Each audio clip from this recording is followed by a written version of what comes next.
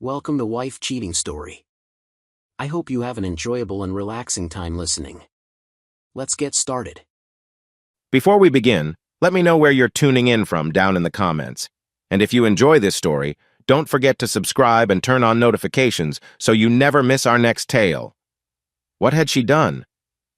Sandy always held herself to a high standard. How could she have made such a mistake? She thought predictable errors were for other people. Sandy had self-discipline and careful planning. She never went anywhere thinking she would mess up. This felt very typical, a word that had never described her until now. It certainly matched her actions and their outcome. Sandy could hardly believe she had strayed from her path. She really disliked what she had done. This was not how life was supposed to be. She attended the company holiday party at a fancy downtown hotel and lost track of herself.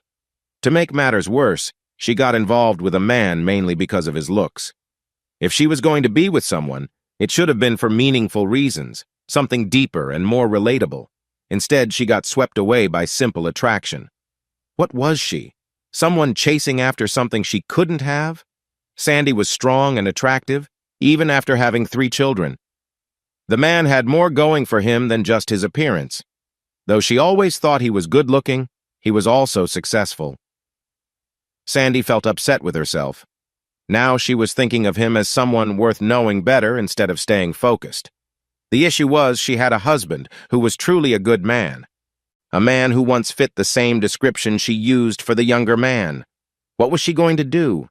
Sandy went over what she could remember. The situation had snuck up on her. She had a good year and was excited about a nice bonus.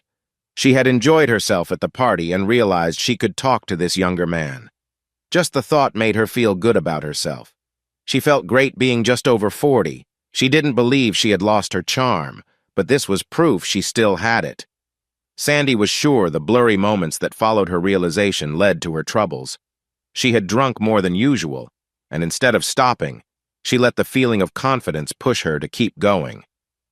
At some point, they found themselves alone, and he made another suggestion. She couldn't think of a good reason to say no then. How had she lost her good judgment? Now, she could think of many valid reasons why she shouldn't have taken that step. But at that moment, the sense of freedom felt amazing. Why not? This was going to be thrilling. She convinced herself she deserved it. Hours later, Sandy woke up feeling awful. Her head hurt, her eyes stung, and she felt anxious. Suddenly, she remembered what had happened.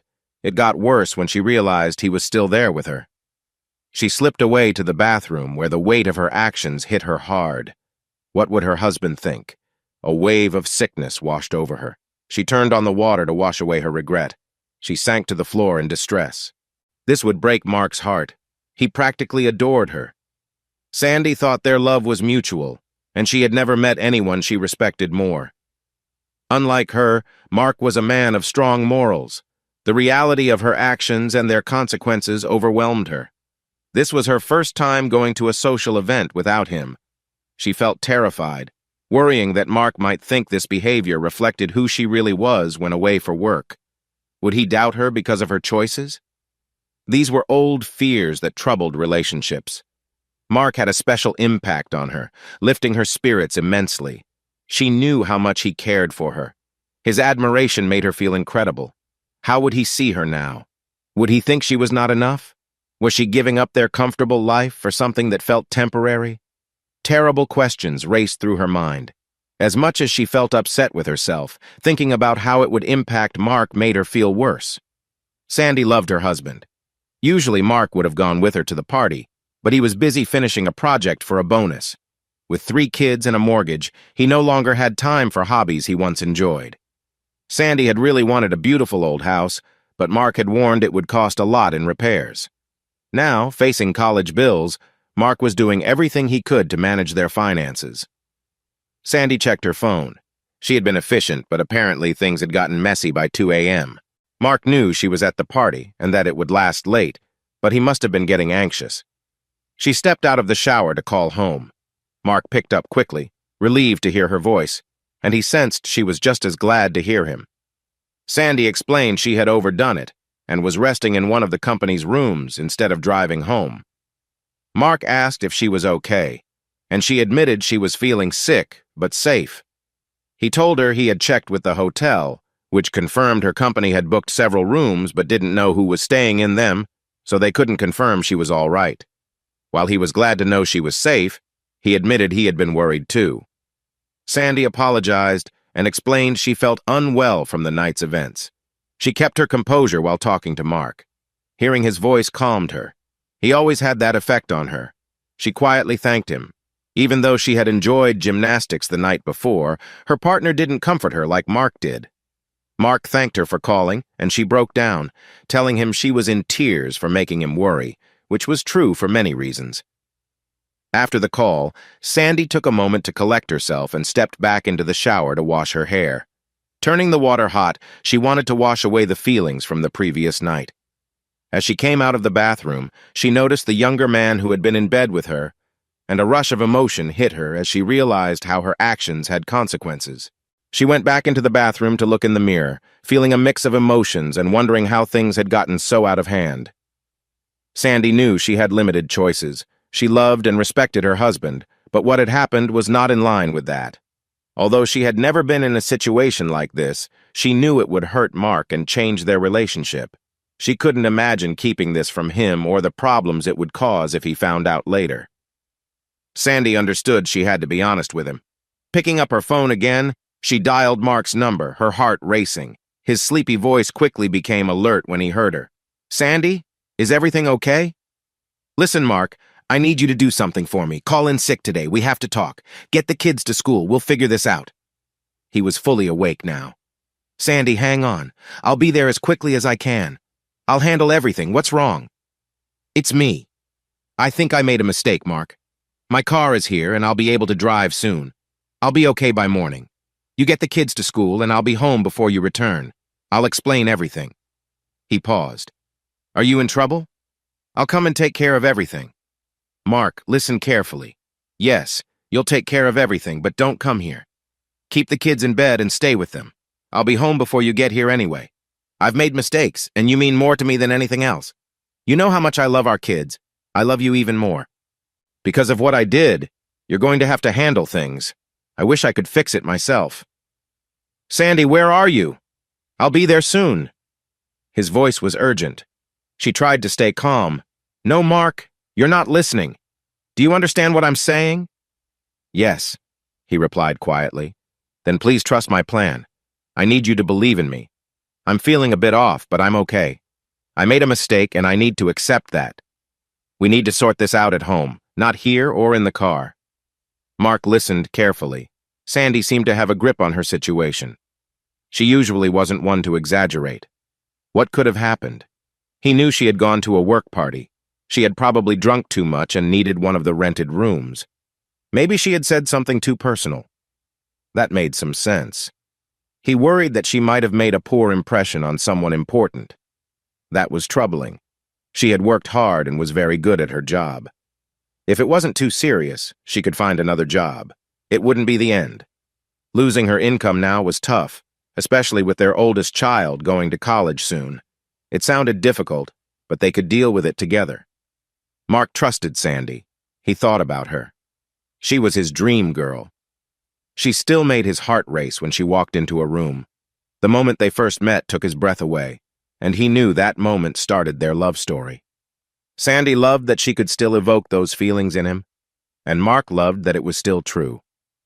He knew he would do anything to support her. He didn't know what the problem was, but he would find a way to protect her. Sandy stepped out of the bathroom, carrying her worries. She stood in the light, looking at the man asleep in bed, someone she had gotten to know in a powerful way. She could only remember bits of the night before, but they weighed heavily on her mind. If this had to happen, she thought, why couldn't it have been a simpler situation? It had been an intense experience, one that felt confusing. Why had she let herself get so lost in it? Why had she put so much into her work? Why was the question that gnawed at her. Then she thought about how she would keep her family together. When she came back to reality, the man was awake, watching her. He must have seen her for a while. He spoke gently. "I'm really sorry. I can see you're upset. I know how it looks, and I take responsibility. I've always thought highly of you, and I understand if you feel angry with me. I didn't mean for this to happen. Sandy felt a swell of frustration. It wasn't fair that he wasn't a bad person. She wanted to blame him for her troubles, but she respected him too much. He was good at his job and treated people well. Despite how things seemed, he had not disrespected her. Last night was about a strong connection. Still, she felt the need to protect her husband from thinking this man had truly wronged her. Sandy quickly gathered her things and went back into the bathroom. Feeling overwhelmed, she checked her appearance, wanting to look presentable and avoid drawing attention to her recent actions. Her shirt was on properly, the buttons lined up, and her hair was neat. Sandy couldn't believe she had managed to put on her eyeliner and lipstick despite her trembling hands. She stepped out of the bathroom and walked to the hotel room door, unsure of what to say. "Thanks for a nice night" seemed completely wrong, as did any kind of small talk. Even though the moment was awkward, she knew the conversation waiting for her at home would be even harder. "Goodbye," she stuttered, quickly opening and closing the door behind her. Sandy found herself momentarily confused in the empty hotel hallway. The bright lights felt intense, and it seemed strange to be in the corridor without her bags. She had only come for a Christmas party and planned to drive home afterward. Everything felt both normal and off, making her a bit dizzy.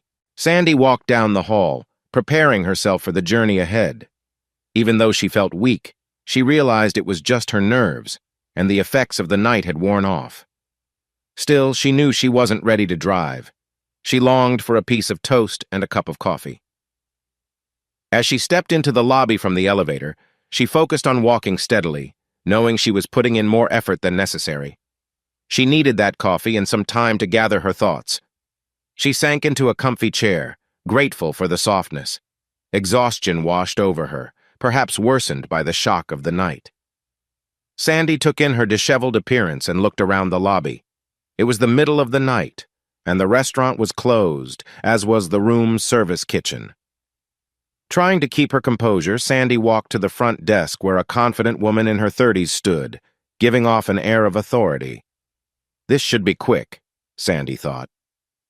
Drawing on her training, she hoped to handle the situation without sharing too much. There was no need to explain why she was up at this hour, or why she was at a hotel without a reservation. Speaking calmly to the woman, she said, "I need to get on the road for an important meeting, but I'm not feeling well. Is there a coffee vending machine in the hotel?" Unfortunately, as she asked, her mind became cluttered with things she was trying to hide. She realized she hadn't fully understood the woman's response. "I'm sorry, I didn't." She paused and rushed through a confused explanation, her thoughts crashing over her like waves. She felt a deep sense of regret for not making better choices the night before, as if her mistakes might cost her everything. The weight of her emotions grew heavier, and she felt a tear slip down her cheek as her heart raced. The night manager's voice broke her spiral. "Are you in trouble? I can help." The calm but firm tone had a hint of concern as she gently asked, "Are you safe?" Sandy recognized the seriousness of the question. It suggested something difficult had happened. Overcome with emotion, she began to cry. It felt embarrassing. She was an adult and a department head. How had she risked everything she had built with her family? The realization was crushing, threatening everything she cherished. "Do you want me to call for help?" the woman behind the counter asked. If only Sandy could find the strength to reach out, to steady herself amid the chaos. Shaking her head, she managed to whisper, "No, that would only make things harder." She looked up at the woman, feeling completely heartbroken. "I made some bad choices last night, ones I shouldn't have made," she confessed. She touched her wedding ring, feeling anxious. "I wasn't forced. I wasn't harmed," she said, her voice shaky. "I'm married. I love him very much. I didn't want to lose him. I don't want to find someone else. I don't want to swap him for anyone else. He treats me so well. I can't understand why I did this. I don't know how I let it happen." Sandy broke down. She cried hard, her shoulders shaking. The night manager approached her gently. "My office is right there," she said, nodding toward a door. "Let me take you there. You can have some privacy." After settling Sandy in a chair, the night manager wanted to understand better what had happened. Sandy seemed like a person who usually had everything under control. Her clothes and attitude showed she wasn't used to feeling this way. The manager sighed. "I'll get you some coffee. Stay here. I'll be right back." When she returned with the coffee, she sat with Sandy as she took small sips and started to calm down. They chatted briefly, just going over what had been said. The woman felt for Sandy, grateful that nothing serious had occurred during her shift. Looking at Sandy, she could see the weight of her troubles. When Mark came home after dropping off the kids at school, he felt relieved to see Sandy's car in the garage. He parked and hurried inside. Spotting her at the kitchen table holding a cup, he paused. Sandy didn't look well. Her hair was messy and her eyes were red and puffy. Tissues were scattered around. It was clear she had a tough time. "Sandy?" Mark called. She looked up, her eyes lighting up as if he were a comforting presence, even with the sadness around them. "Mark!" she exclaimed as she rushed toward him but hesitated for a moment. She stepped closer carefully, wanting to keep some space for his sake. "Sandy, are you all right?" he asked, reaching out to her. Sandy struggled to resist and wrapped her arms around him tightly. Mark was surprised. "Sandy, are you okay? I was really worried." Her voice shook with concern. "I knew you would be. I had to call. I'm so sorry. You mean everything to me, the best man I've ever known. I can't believe I did this to you. I just can't." Mark opened his arms wider, and she leaned into him, laying her head on his shoulder. He gently guided them to a chair at the kitchen table. Sandy sat in his lap, hiding her face in his neck as she cried. Mark tried to hide his worry. "Sandy, are you okay?" Catching her breath, she replied, "I'm safe. I promise it won't happen again. I need to show you that I can make this right. It's all on me." Mark asked carefully, "Have you had problems at work?" Sandy looked at him. "No, my job is fine. I can't fully explain it, but I swear it won't happen again." Panic flickered in her eyes, but her love was clear. "I love you with all my heart. But," when she paused, he gently encouraged her, But I'm scared you won't love me anymore. I might have hurt our family." Mark struggled to keep his calm. "What happened, Sandy?" "I love you. Please let me stay." "Please keep loving me," she said, her worry growing. "What are we really talking about, Sandy?" Her fear made her hold on tighter, her nails pressing into him. She paled, and it seemed hope was slipping away. It felt like she reached a very difficult point. "Two got drunk, very drunk. I don't know how I ended up like this." Mark felt his worry grow. He tried to calm down and answered, "Really?" Sandy's voice became serious. "I woke up in a hotel room where we had the party." "I know," Mark replied, feeling a mix of impatience and anxiety. "I didn't book a room, Mark. I woke up in someone else's room." A heavy silence hung between them. "I found myself in his bed." Sandy's eyes glistened with sadness. "I don't understand how this happened, but I made a mistake."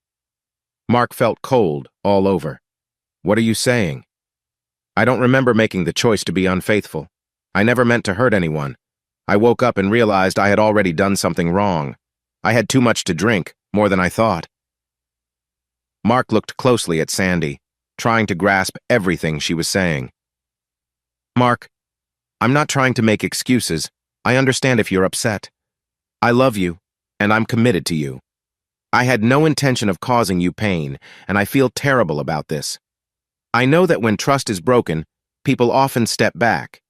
I wouldn't blame you if you did, but I'm asking you not to. I will do everything I can to make this right if you will just think about keeping me." Mark, usually calm, felt completely overwhelmed. He couldn't believe what he was hearing. Sandy would never do something like this. She continued, "I know a good man like you shouldn't have to choose between a good wife and one who has hurt him, but I love you and our children. I thought about using their happiness to convince you to let me stay, but that wouldn't be fair to you. I promise I never meant to deceive you like this." Mark knew he should ask questions. He was usually decisive, but now he was just in shock. "You made a mistake and you didn't mean to. You feel sorry and—" He realized, suddenly, "You're confessing to me." Sandy's dark eyes reflected her sadness. "Yes, dear. I'm truly sorry. I hate that this happened. I love you. I didn't mean to hurt you. I enjoyed someone's company, and unintentionally ended up in a situation I never wanted. I locked myself in the bathroom when I realized what had happened, trying to think. Once I knew it wasn't just a bad dream, I felt ill. I called you as soon as I could. I needed to leave that place. I got dressed and came home right away to tell you. Sandy paused, still in disbelief. If you had done this to me, I would have been shocked but not angry right away. I never thought you could either. Honey, please understand that I thought the same thing about myself. I truly enjoy being your wife. There's no hidden reason for what I did. I hate that this happened, and I'm confused about how it occurred. I'm not trying to avoid responsibility. I just feel lost and regretful. My commitment to you is very important to me. If I could find a reason to place blame, it might help me make sense of this. Mark was stunned. He continued to express his thoughts. You made a mistake and you don't know why. I was drunk, but that feels like an oversimplified excuse. He nodded, lost in thought. You regret it deeply. Oh, honey, I wish I had never done it. You left right away, Mark remembered, acknowledging the heavy moment. As soon as you were clear-headed enough. You can talk to the hotel manager to confirm what happened. She'll remember as she gave me her card. It was late at night when I woke up and found myself in a difficult spot. I have memories that seem to support my poor choices. Sandy lowered her head, feeling regret wash over her.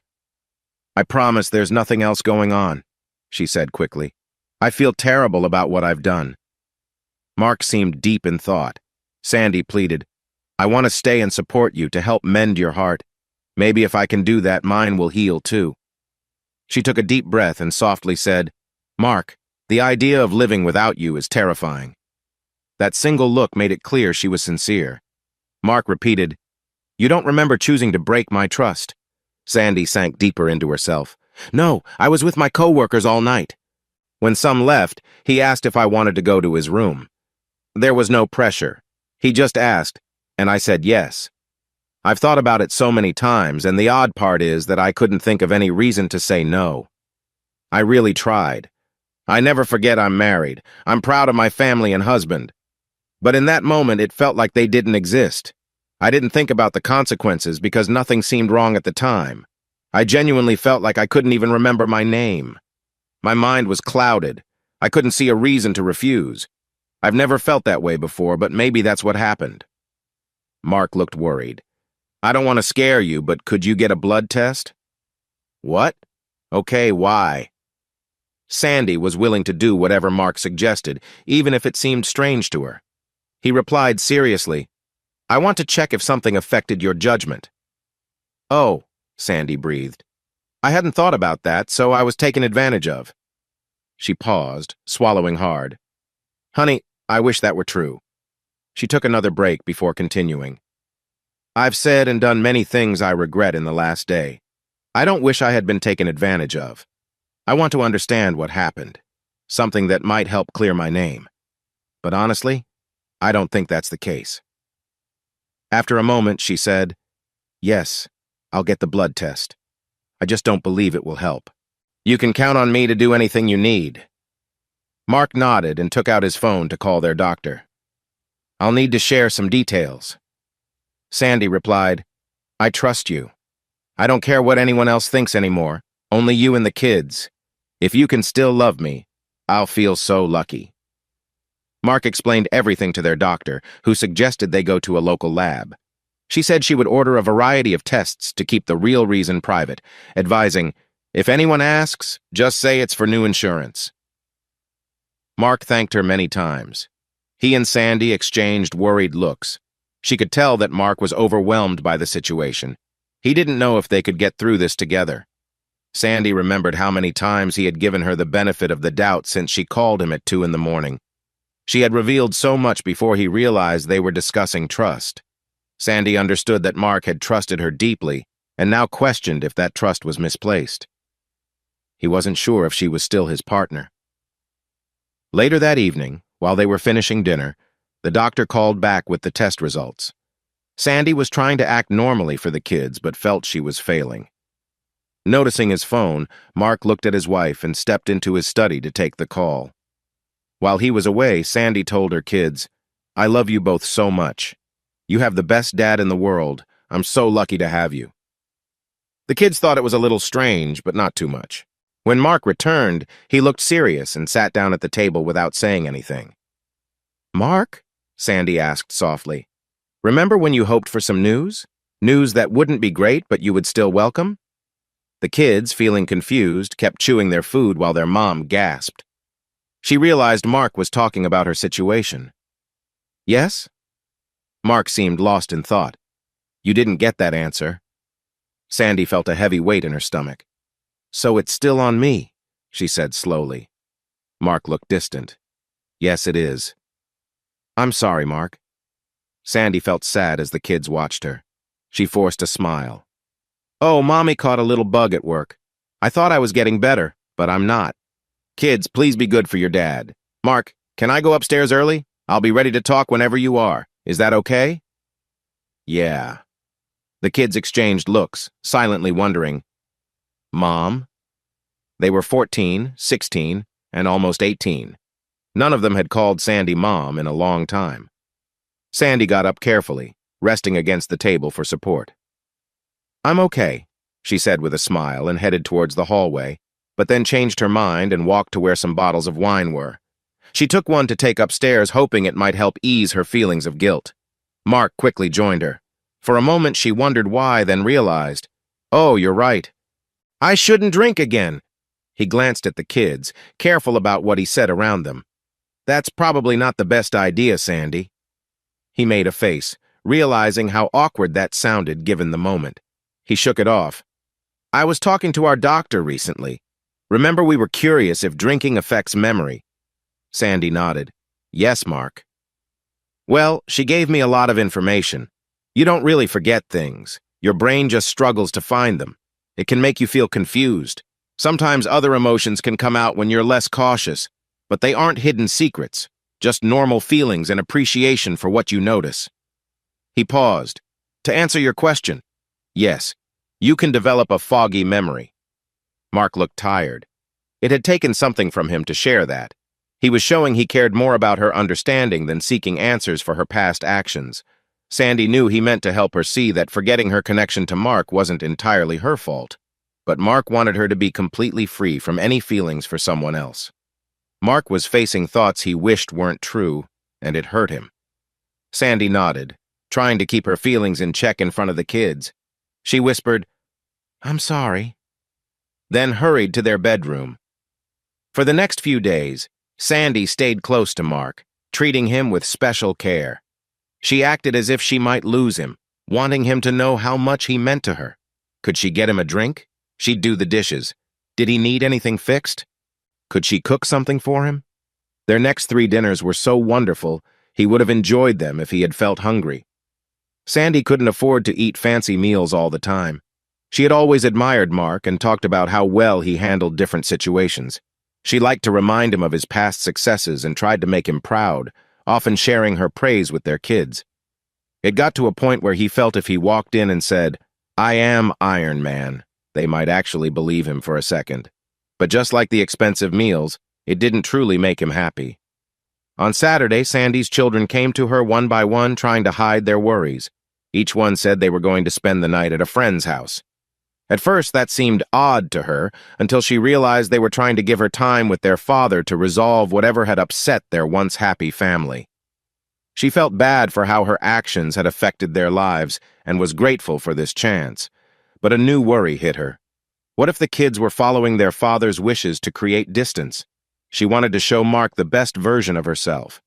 Even if he didn't remember it, he deserved her best. Nervously, she picked out an outfit that looked nice but wasn't too flashy.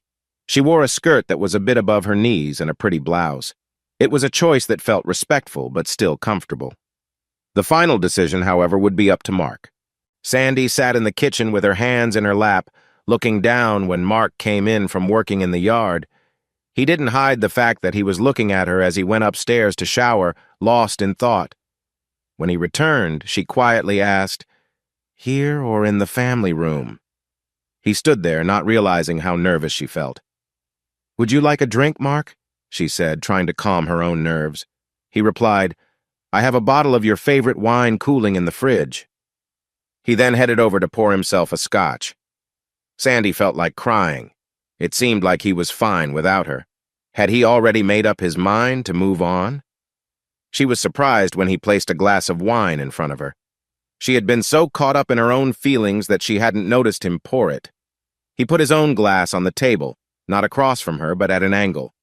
He sat down and reached out his hand. She took it quickly, relieved when it didn't make a loud noise. "Do you want to talk about it?" he asked. Tears filled her eyes, and she said, "I honestly don't know how to answer. I've always been open with you, so it hurts not to tell you everything. Part of me doesn't know what to say. The answers I can think of seem too simple for how much pain we're feeling. You can probably tell I've been off. Sometimes I've even had to leave the room to gather myself. I went to the garden shed once because I didn't want the kids to see me upset. They must know something is wrong," he said. "Something is definitely going on," she replied. When Mark didn't say anything, Sandy added, "I think sharing more details might help me with my guilt, but it might just bring you pain. And that doesn't feel right. I'm not sure how to approach this either." Mark responded, "Sandy, I'm not trying to give you the silent treatment. I just don't know what to say or do." "Mark, you are the best thing that has ever happened to me. You bring me joy in this life. I've told you before, you've given me everything. You really have made my dreams come true.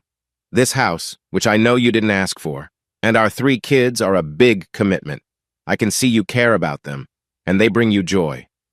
I remember when it was just us, and we were happy together before the kids. If I had said I didn't want to have children, you might have been content to keep things as they were. You have always embraced life as an adventure. You would have found fulfillment in your own way until you didn't feel like something was missing.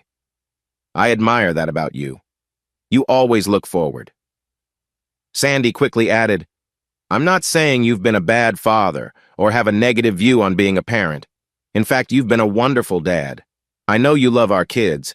It's just that you shared your wishes with me before we got married. You wanted a true partner, some land, and a nice home. You didn't want to spend your time fixing up a house just to maintain its value. You wanted things that truly mattered and were worth your time. You preferred enjoying nature. You liked being by the water, especially at your grandfather's house by the lake. Fixing things was more than just repair work. It was about connecting the past to our future. But if it wasn't the lake, you wanted a place where you could explore." Sandy's mind wandered, lifting her spirits. "You were amazing at outdoor activities. I could always picture you on a ranch, riding dirt bikes, going hunting, spending time in the great outdoors. If we hadn't had our 3rd child, I believe you would already be camping with our oldest." Saying this brought a smile to Sandy's face. "You describe it so well," Mark said with genuine appreciation. "I don't mind taking care of things. I was ready to do it, but only for something I cared about. That's what matters, engaging with what you love. I like this house, but it feels like more work than joy. It feels like a task instead of something fulfilling." Sandy absorbed his words. Looking down, she said, "I know this house and neighborhood aren't your top choices." "I'm not complaining." He took a small sip of his drink. "I know you're not. You don't complain. But you didn't deny it either. I see that you take joy from things you love. I'm scared that I might not be one of those anymore." He looked at her seriously. "Honestly?" She nodded. "If that were true, we'd be talking about splitting up now." Sandy felt a wave of dizziness. He had said it to comfort her, but mentioning separation made her uneasy. Mark looked confused.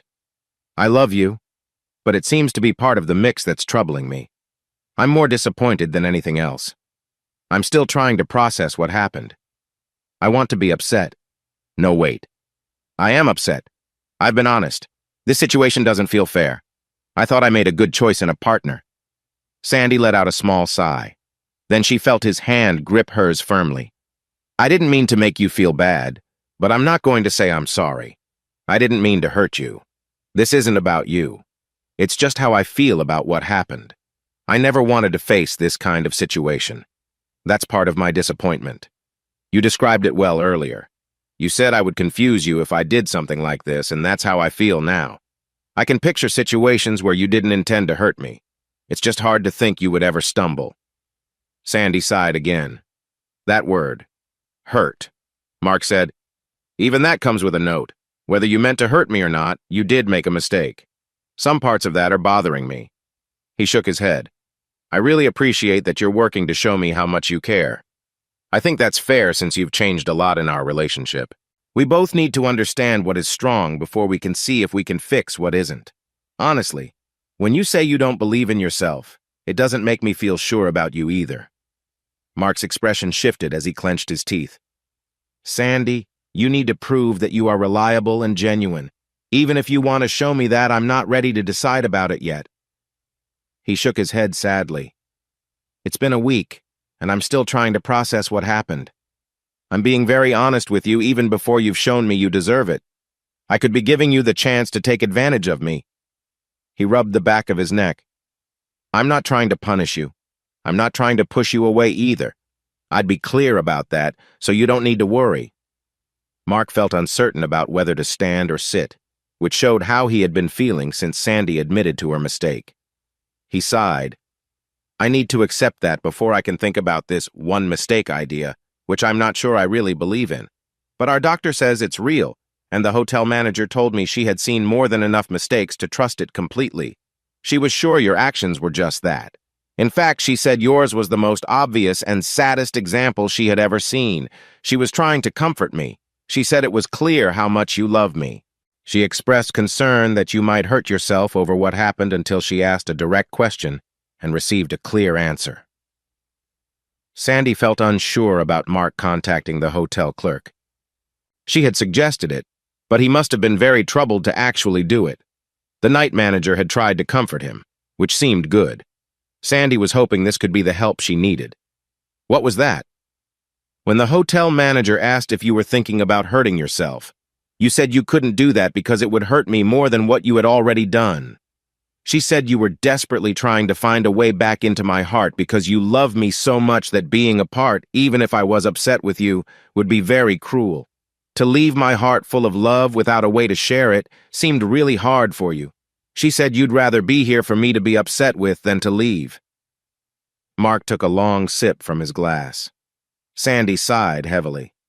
"I'm sorry for putting you through this, Mark. It all seems as good as it can be. It's like learning you have a problem, but it's something that can be treated. However, you'd still rather not have it." She nodded unhappily. "Here's the main issue. I can't let go until I look at what happened. Right now, I'm still trying to come to terms with it. I'm not ready to move on yet. Putting off the solution makes things more complicated.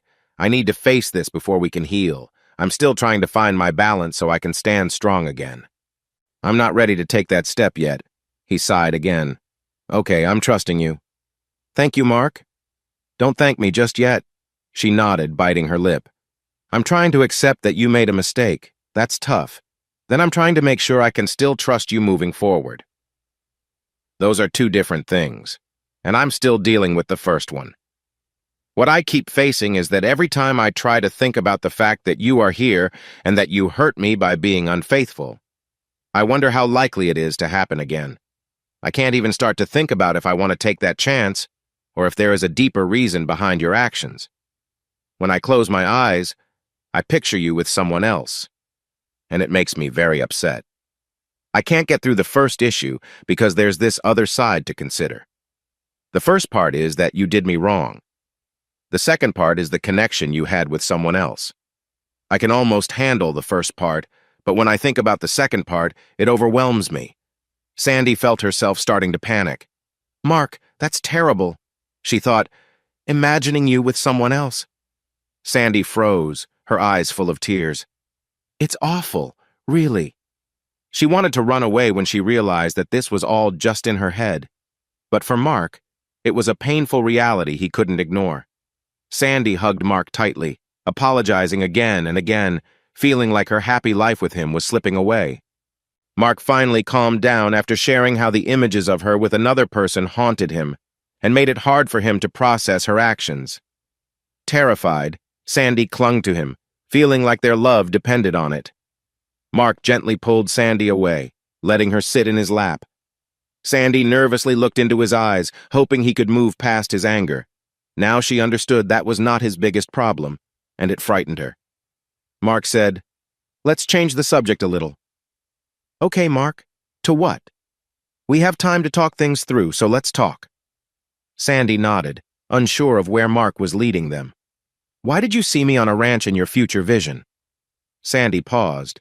She wasn't expecting that question. Not a desert ranch, more like a green ranch in Montana. Are Montana ranches green? Sandy hesitated since neither of them had been to Montana. They are in my mind. It was green in my vision. Mark chuckled, and Sandy felt grateful that he could laugh. She became serious. A vast green ranch was where I saw you fitting in. That or, Sandy stopped. Oh, wow, she murmured as a new idea formed in her mind. The lake house. She noticed the change in Mark's expression. Her eyes widened at how he reacted. Oh, no. I didn't realize your wish was that strong. I knew you wanted the lake house, but I pushed for this place instead. After we decided, you never mentioned it again. I thought maybe it didn't mean that much to you. Sandy felt a strange sensation, like her lungs were dry. She was amazed by the flood of ideas. Mark, all your dreams centered around your grandfather's lake house. Living there mattered to you, didn't it? I never saw that before. How could I have missed it? She paused, then said, I must have seen it because it shows up in my natural vision of you. I mixed up state with Montana. Instead of exploring woods near the lakes, I pictured you on a ranch. I had you racing dirt bikes instead of boating. Sandy was shocked. Our issues started long before I made mistakes. You had the life you wanted during summers as a kid. You worked hard to hold on to that. We were looking for a house when your grandfather passed. I wanted this house, while you wanted your grandfather's lake house. Instead of the lake house, you took the money from his will and let your brother have the house. You made that choice to help pay for this larger, older Victorian house because you knew I loved it. Sandy nodded as if she was thinking about a movie in her head. She spoke softly. I wanted this house. I must have realized how much you wanted the cottage by the water. I moved my dreams of you far away to keep them safe, but I didn't talk to you about it. Sandy's eyes grew wide as she understood more. She said, I was always afraid of big bodies of water. I think I tried to push that idea away, and in doing so, I pushed your dream away too. Oh, Mark, I don't dislike that house or the lake. I was scared of drowning when I was little. I can't explain it. Fears can be strange sometimes. I was trying to avoid feeling anxious, not to put your dreams aside for my own. She shook her head. That must have seemed selfish to you. How could you give up so much and not even pressure me? Her eyes widened again as the pieces began to fit together in her mind. I do respect you. My big mistake wasn't showing a lack of respect. Mark, I was amazed by you in nature. I went along with you. Please remember, I never argued. I didn't tell you how scared I was of the water because I felt safe when I was with you. The way you moved around the lake showed me you were great outdoors. I really admired that. To explain, I put you in Montana because it seemed like a wild place to me. I replaced water with mountains since my feelings about water are complicated. I truly didn't mean to separate you from the land you loved. The lake you cherished? Sandy asked, trying to sort through her thoughts. It was hard for her. I'm stumbling over my words. She shook her head again, worried about what Mark would think about her choice concerning the house and her mistakes. Oh no, I made a poor choice at the Christmas party. I wasn't trying to do anything wrong. You're right if you think I wouldn't be drawn to someone who didn't matter to me. I wasn't trying to get anything for myself.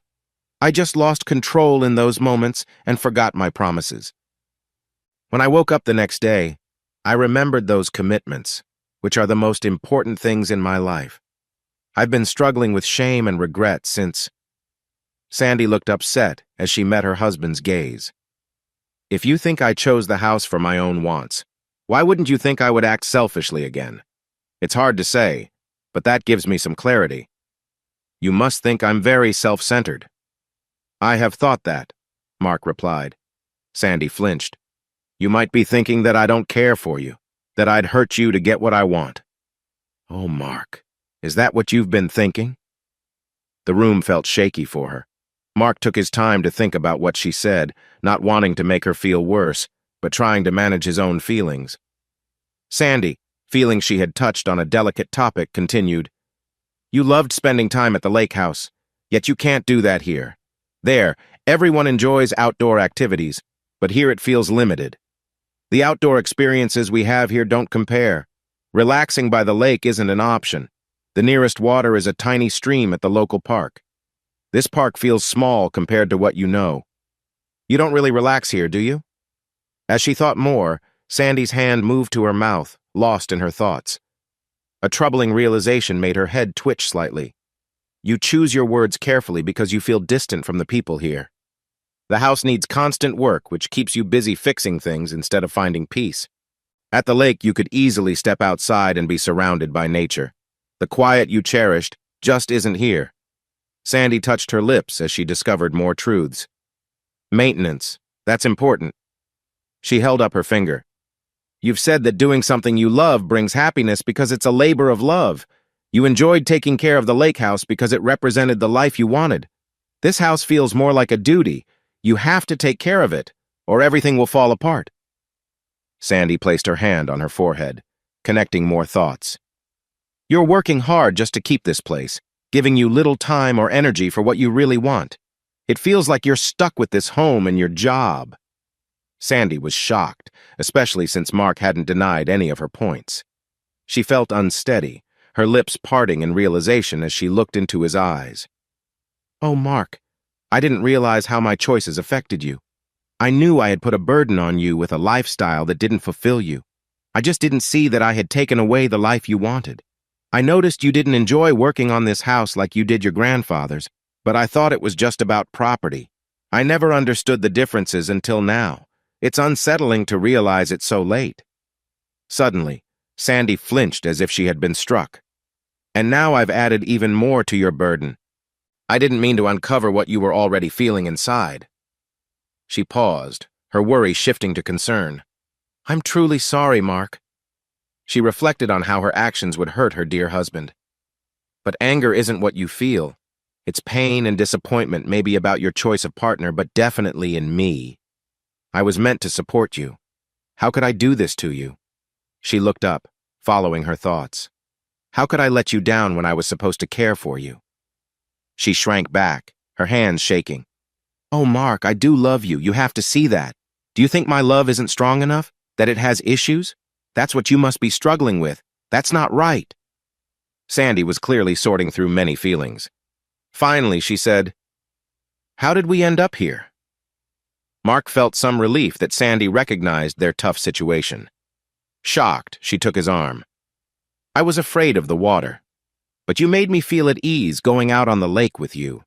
I wanted to share what you enjoyed and be a supportive partner. But your wife chose a lifestyle she never fully discussed with you. Her eyes lit up with understanding. It's not just the house or the time and effort we have to put into it. I'll admit, some of the values of the people here don't fit with mine. While I don't agree with them all, I know it must bother you that I connect with those views more than you would like. I appreciate this house and that the neighborhood is a quiet place for children. Sandy looked down. You wanted adventure because that's how you grew up. Life isn't just about being safe, right? It shouldn't be just that. It's important to learn how to handle tough times instead of pretending they don't exist. That's how you see things. I've said it many times while acting in ways you must find confusing. You don't think this is the right place to raise children, do you? Oh, Mark, what have I done? Sandy, you've been busy too, raising the kids and working whenever you could. Sandy scolded herself. I focused on everything I loved, but I didn't pay enough attention to you. I thought I was doing the right thing by you. I worked hard to keep our home nice, even if it has been tougher since the kids came. But you seem to dislike this house, while I focused on our neighbors and the children. You wanted the kids to do things differently. It may look like I ignored you to keep our family together, but you're not really understanding our situation. Just when I think it can't get worse, I think about the mistakes I've made. Mark tilted his head slightly and said, Sandy, our disagreements about the kids are small. You've done a great job. I've taken them outside and taught them well. Maybe not as much as I wanted, but enough that they learned from me. But it's not fully embraced. They have had enough chances to make their own choices. Sandy heard disappointment in his voice. She replied, And they like this comfy suburban life way too much for you. She brushed off his effort to comfort her. Mark, honestly, you should let me go as soon as you can. I thought I was being a good wife, but now I feel like I've failed that role completely.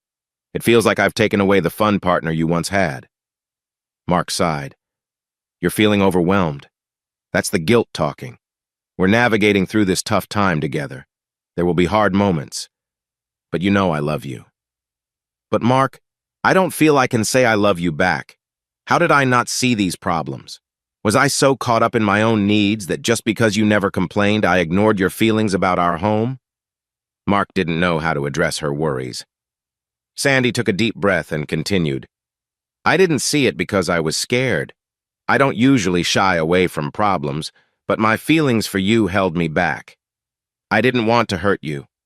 So I tucked away all the dreams you sparked in me and moved them to the back of my mind." She shook her head. "You might have made a big mistake by choosing me, Mark.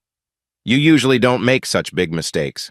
I can't imagine how hard it will be if the worst choice of your life is me." "I didn't say that, Sandy." Sandy replied earnestly. "I didn't understand how important the lake was to you. I loved this house. It was my dream come true. I've said that before. I'm proud of helping you get it, Sandy. Your love for it and your appreciation for my efforts meant everything to me. But the cost was too high. I didn't see it. I would have talked it through more if I had known. We could have found a better solution than you not enjoying the lake for years." Sandy shook her head in disbelief. "Mark, I thought we were just choosing between houses. I didn't realize you were giving up a dream home and a way of life that mattered so much to you." Mark tried to change the topic. "My brother has the lake house now and has done things I wouldn't. Because you want what you remember from the past. If we had moved there, it wouldn't have changed things," Sandy replied. Mark countered, "What I remember was a starting point for my wishes, but my brother changed some of that feeling. Those are just surface changes, Mark. Yes, in line with what the new owner wanted, I bought into what it once was. Now it has become something else." Sandy felt a bit dizzy, wondering if Mark's comment also applied to their relationship. She asked, "Mark, your brother changed what you loved, just like I did. Parts of your life are different now. I've changed how you wanted to live, not just where you live. Now I've changed how you see the woman you gave up so much for." Whoa, let's stop right there," Mark said firmly. He had reached a point he wasn't willing to go beyond. Sandy tried hard not to break down. "No, I won't. I thought I made a mistake just once, but I've let you down before. I changed your dreams and how you see yourself." Mark replied, "I see myself the same way." "But not in the way you wanted to live," Sandy said. Mark nodded. "That's true. But who really gets to live their dreams anyway? I did because of you. I never realized how much you gave up for me. It makes me feel small as a partner, doesn't it?" Sandy felt worse about herself. "Sandy, you are my happiness." "Happiness? You made my dreams come true by giving up your own. Now I'm not being true to you.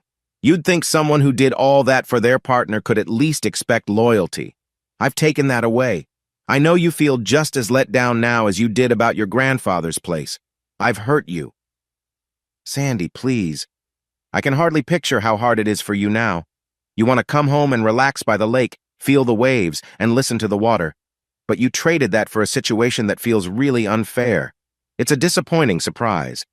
That's what you get from a partner who seems to have lost their way, one who goes out and disregards what we built. Stop. Please, Sandy, you're breaking my heart. You express your feelings so well, but don't make me picture all that." Mark stood, hands at his head as if holding back waves of sadness. Sandy felt like hitting herself. "Oh, Mark, I'm just so overwhelmed with guilt.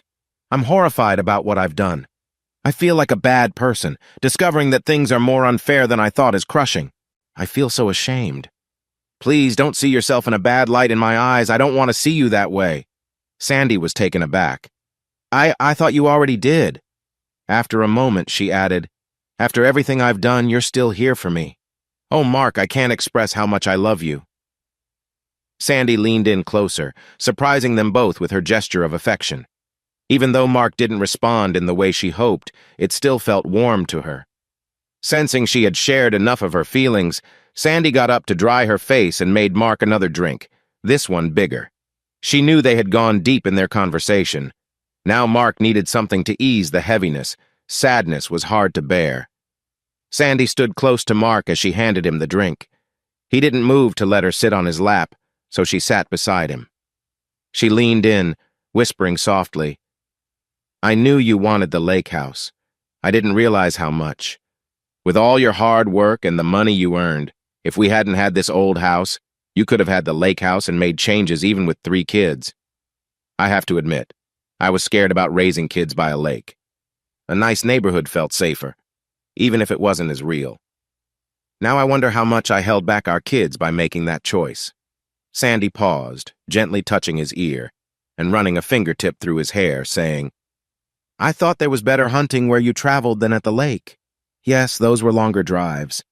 I didn't expect the kids to come so fast, so I didn't see how expenses would tighten and stop your trips. I didn't think about the fishing you loved at your own pier. I didn't realize how valuable that old lake house was to you. I thought we could still have what you wanted while doing our best for the kids in suburbia. You worked hard to give me what I always wanted, this beautiful old Victorian house. It feels like I picked my dream over you, and you picked me over your own dreams." "Mark," Sandy said nervously, "I haven't given up anything for you. You've let go of most of the dreams you shared before we got married.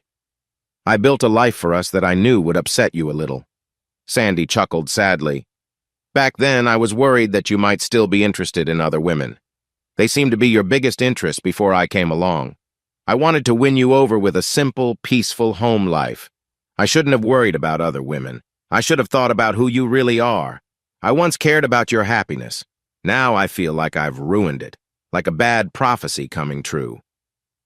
Sandy became very serious.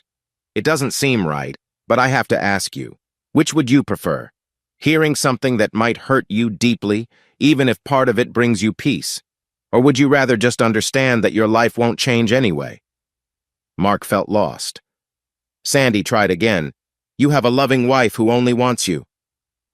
Would you rather know the complete truth, or just the parts that bother you? Which option would make you happier? I just want to see you happy." Mark felt a sense of relief, glad Sandy seemed to run out of things to say. He tried to clarify. "So you love me. You don't want to leave me, and you aren't interested in anyone else? Just to make sure you really mean that, right?" He felt reassured by the surprised look on her face and the way she shook her head. "You're not going anywhere, right?" "Oh, no, not at all.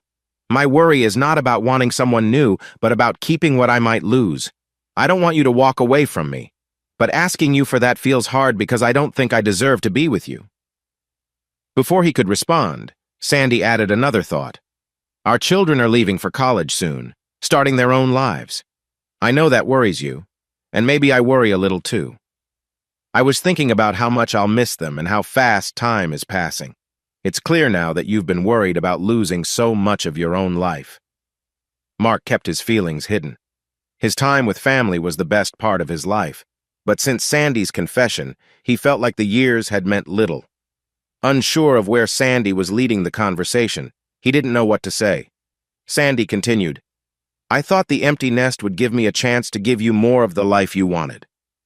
But it seems I was only using you. That couldn't be further from the truth. I just want to be with you and to make you happy. I promise that's true." Mark thought for a moment. Sandy was saying a lot.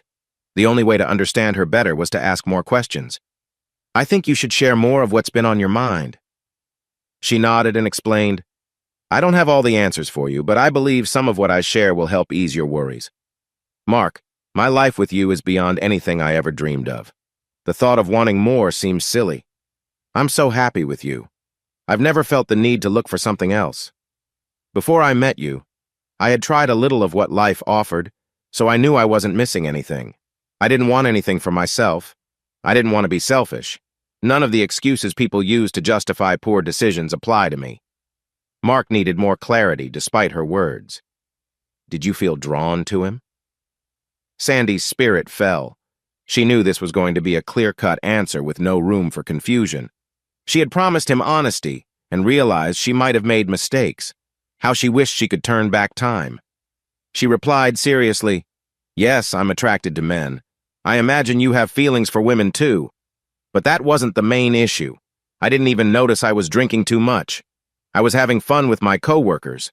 I had just received a nice bonus, and my bosses were happy with my work. Everything felt easy and light. Eventually, most of my friends left, and I realized I was quite tipsy, but I didn't think anything bad would happen. As for the guy, we don't work in the same team. He doesn't even work in my building, but I've worked with him on big projects in the past. I've known him since he joined the company. I'm not sure if knowing who he is helps you, so I'm open to whatever you want. But I'd be careful about sharing too much, as it might make him seem more important than he really is. He could have been any successful, attractive person with the good mood I had that night. It wasn't just the drinks. I felt amazing, like nothing could go wrong. I wasn't emotionally tied to him, nor did I feel thankful for his help. That's not the point. I knew he was skilled and we worked well together. I trusted him because we had teamed up many times. But when someone is feeling vulnerable, they can make mistakes. Just look at the situation I'm in. I never faced any real danger, but I've disturbed our happy lives. The truth is, I got drunk. He helped me when I realized I had nowhere to stay, which felt like just another sign of our teamwork over the years. It led to him suggesting something. I have blurry memories of being in his room. I don't remember how I got there or many details. I'm sorry, Mark. I just remember waking up and feeling very unsettled. Sandy paused, feeling the weight of her honesty. She owed Mark the truth, even though it would hurt. Honestly, she said softly, if I had woken up alone, I might have thought it was all a dream or something from the past. It felt strange. Things seemed normal until I realized I wasn't alone and that it wasn't you. She swallowed hard. I got up and went to the bathroom to think. At first I wanted to believe I had imagined everything. But as more details came back, I recalled being at the holiday party. From there, the pieces started to come together. I wish they hadn't. Mark sat quietly, listening. How much do you want to know? She asked. Share what you've figured out. The worst part or the less awful? A bit of the worst. She winced. Are you sure? Mark nodded. It was upsetting. At first, I didn't know what had happened, so I checked for any marks, anything to confirm my fears. I didn't find anything like that. But I felt different. That realization made it real. I felt uncomfortable in a way I only feel after a tiring night. Mark's face tensed, but he stayed silent. I wasn't hurt, Sandy clarified. But I knew something had changed. I'm sorry, Mark. I genuinely am. I had to be honest with myself. That's why I looked back at everything, to be sure. She looked down, collecting her thoughts before continuing. I remembered him inviting me to his room. I recalled hesitating, but I didn't find a good reason to say no. It wasn't because I was unhappy with you, I wasn't. It was more like I wasn't thinking straight. I felt disconnected. It wasn't about being free or curious. It was just a moment where I let myself down. She took a deep breath. When I woke up and realized you weren't beside me, I panicked. I ran to the bathroom and stayed there trying to make sense of everything. I saw my purse and my phone and called you. I was already late, and I knew you'd be worried. That's when everything hit me hard. I realized how much I had let you down. I went back into the room and looked at him closely for the first time. He was someone I worked with. That's when the truth really hit me. He seemed calm and noticed that I was shaken. He apologized, and I think he meant it. He told me he had feelings for me but didn't plan for anything to happen. He said he would take responsibility. He didn't seem like he was trying to escape blame. He looked as troubled as I felt. Mark stayed silent, his expression hard to read. Sandy quickly added, Please don't think I'm defending him. I'm not. I won't protect him, and I never will. I will do whatever you need from me. I know I hurt you, and I will never forget that. I am the issue. People make offers all the time. They draw back when you say no. The key is to make it clear they should not even ask. This guy never tried before, and I worry he took a chance because that night I seemed open. What matters now is me working to regain your trust. Anything else just distracts us from the main issue. If we need to talk about him or anything else later, we can do that after you decide how to move forward with me. I hope that being honest with you, even when it doesn't look good for me, shows you how I truly feel about you. Mark was still listening but hadn't moved or made a sound. The choice is yours, Mark. If you want to know his name or do anything about it, I will be there for you. You've given me so much, often at your own cost. Now I've affected your happiness and trust in me. I'm not sure how to fix any of this. I just want to bring all of that back to you. I thought with the kids going to college soon, we were nearing a time to focus more on you. It has been all about me so far. Now it should be your turn. I worry you won't see that or believe it now. Mark squared his shoulders, looking just as troubled as he had from the start.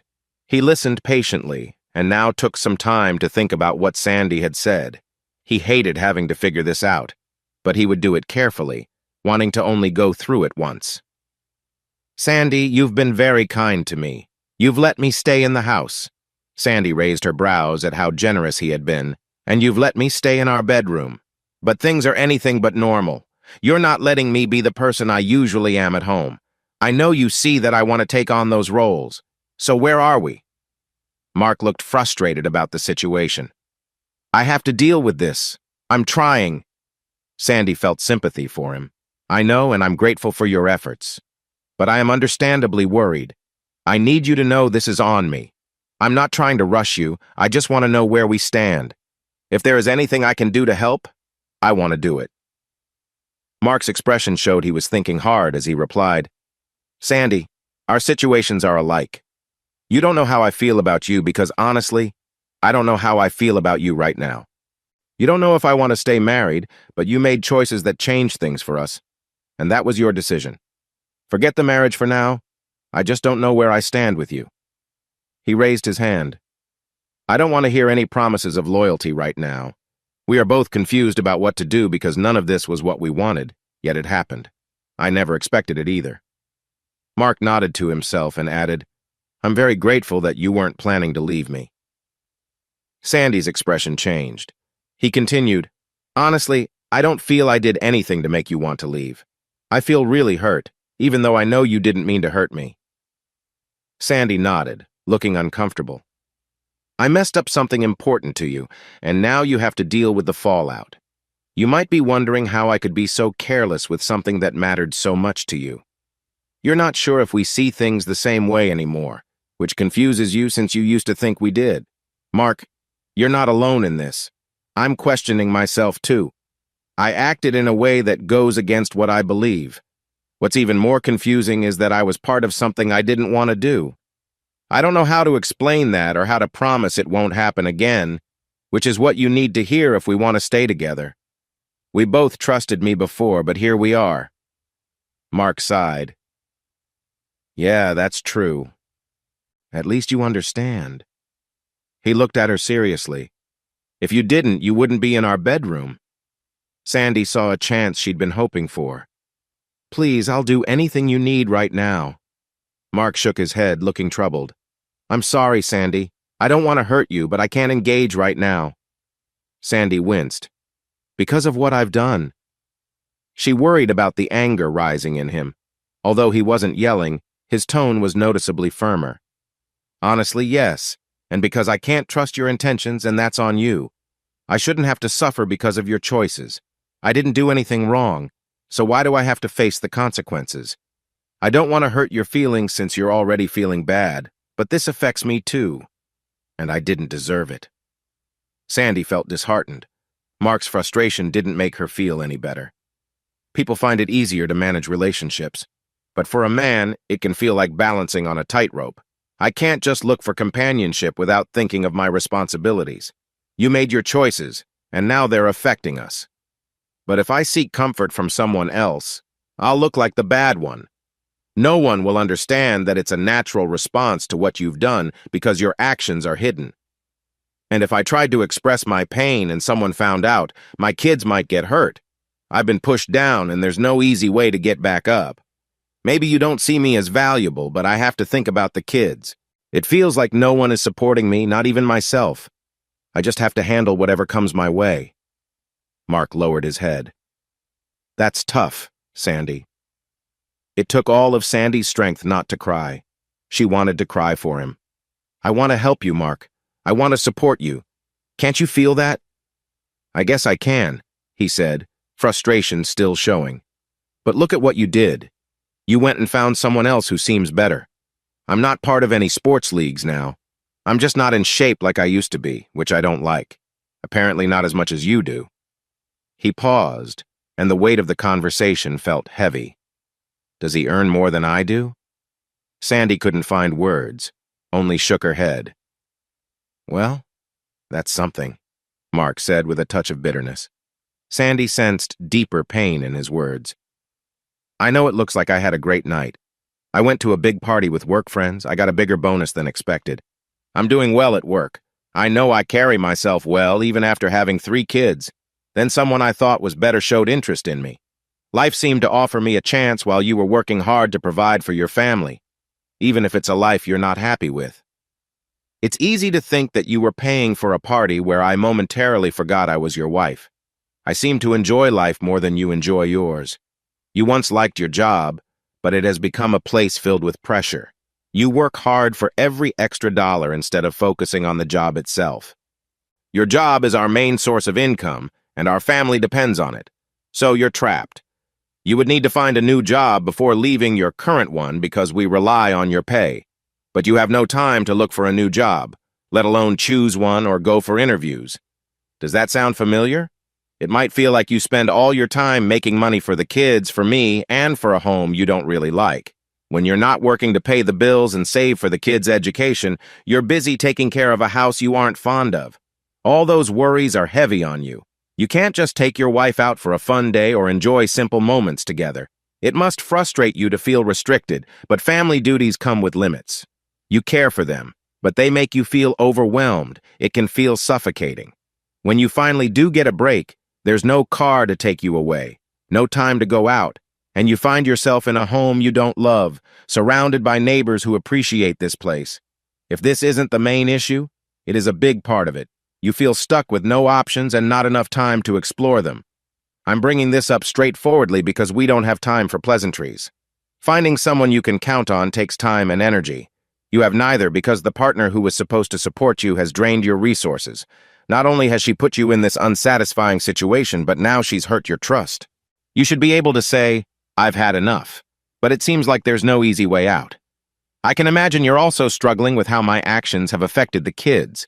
You might feel like you don't have a partner to help raise them, and that responsibility feels heavier now. If you're not thinking, doesn't she appreciate me, and doesn't she see what I do for her? Then you should be. My mistakes might have led you to consider looking for companionship outside of this marriage. Why should you settle for someone who isn't there for you when you have a partner at home who is supposed to support and care for you instead of letting you down? Mark looked deeply affected by this conversation. He gazed at Sandy with confusion. That was a lot to take in. And true about how you feel. You may be wondering, how could she understand all this and still hurt me? Mark nodded slowly. I didn't see everything clearly. I just thought it through, but it doesn't help me because I should have noticed all of that. Sandy, I would never want to hurt you on purpose. What really troubles me is that I've caused some of this pain without knowing. You've been feeling bad? Yeah, but I've tried to keep it from affecting everyone. I'm sorry, Mark. I don't want those things for you. But you're really feeling all of them.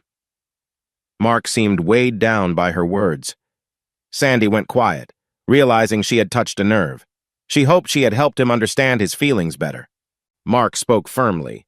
Sandy, you got involved with someone else who seemed attractive. You've mentioned his looks a lot. Maybe you're feeling uneasy about your actions, but not about your choice of partner. He was younger and successful, which must have drawn you in, just like I used to be. Wow. Sandy thought silently as the conversation took an unexpected turn. Mark said, I know he was in good shape, and I'm not. You keep talking about how he looks, so I think he might be more attractive than I ever was. You mentioned feeling more attractive as a mother of 3. Maybe that's because of the kind of man who decided to be with you. Sandy wasn't sure how to respond. How would you feel if our roles were switched? Mark paused for a moment. Why do you always seem to come out ahead? I thought you were giving too, but now it feels like our relationship isn't balanced. He raised his hand to ask for a moment of silence. I care about you. I believe you care about me too, but something isn't right. If you were happy with me, you would have turned him down right away. You let things happen and it hurts. I feel like maybe you don't respect me anymore since you've gotten everything you wanted from me. What now that you've shown you can find someone else?" Sandy felt the heaviness of his words. "And you don't think you have choices?" "Sandy, I can't just walk away from everyone who holds me back. The truth is, I still care, even if it isn't returned. It's complicated." Sandy felt like she might break under the weight of the conversation. "Mark, I love you." "Sure, but you were with him. You spent time with him, and that's hard for me. You made sure everything was okay afterward. You put time and effort into him. Maybe I could find someone to feel desirable again, but I doubt anyone would want me. I feel like I'm just here to serve a purpose. I notice changes in myself, too. I used to be active, but my job and the commute take up so much time. You haven't talked about how that affects us. I spend a lot of time traveling every day just to support us. You were okay with that." Sandy took in his words. Mark continued, "With everything you've mentioned, if someone was going to find someone new, it should have been me. I was always devoted to you and put your needs first. I didn't mind it until now. I was not happy, but it was what my family needed. But now that I see it clearly, I do feel some resentment." When Sandy started to speak, Mark interrupted, "There's someone you liked and respected before. Now you know him in a way you imagined. He must be good enough for more meetings with you." Mark paused but carried on. "And he knows that about you. He's out there feeling free because he has your affection. How did that happen? He just asked, and you said yes. You told me he didn't have to try hard. He got a chance with you without any real costs because that's what you wanted. You shielded him from me, but not me from him. He understands your strengths and how caring you can be. He enjoys knowing how well you connected with him." Sandy reached out to Mark, but he felt too distant. She lowered her head and said, "And you're here supporting me with my expenses, especially the big ones, even when it seems like I don't respect you." Mark threw his arms up. "That's the truth. I've been struggling with these feelings. I guess you can see my frustration. You're still my best friend, but I feel like my partner doesn't respect me enough to think about my feelings ahead of time, and because of that, I don't feel good about myself either. I can't lower myself to get back at you. If I tried, would that just make things worse? Should I just accept what's happening and settle for the little kindness I can find?" Mark stopped for a moment before saying, "I know I can do much more than just be here."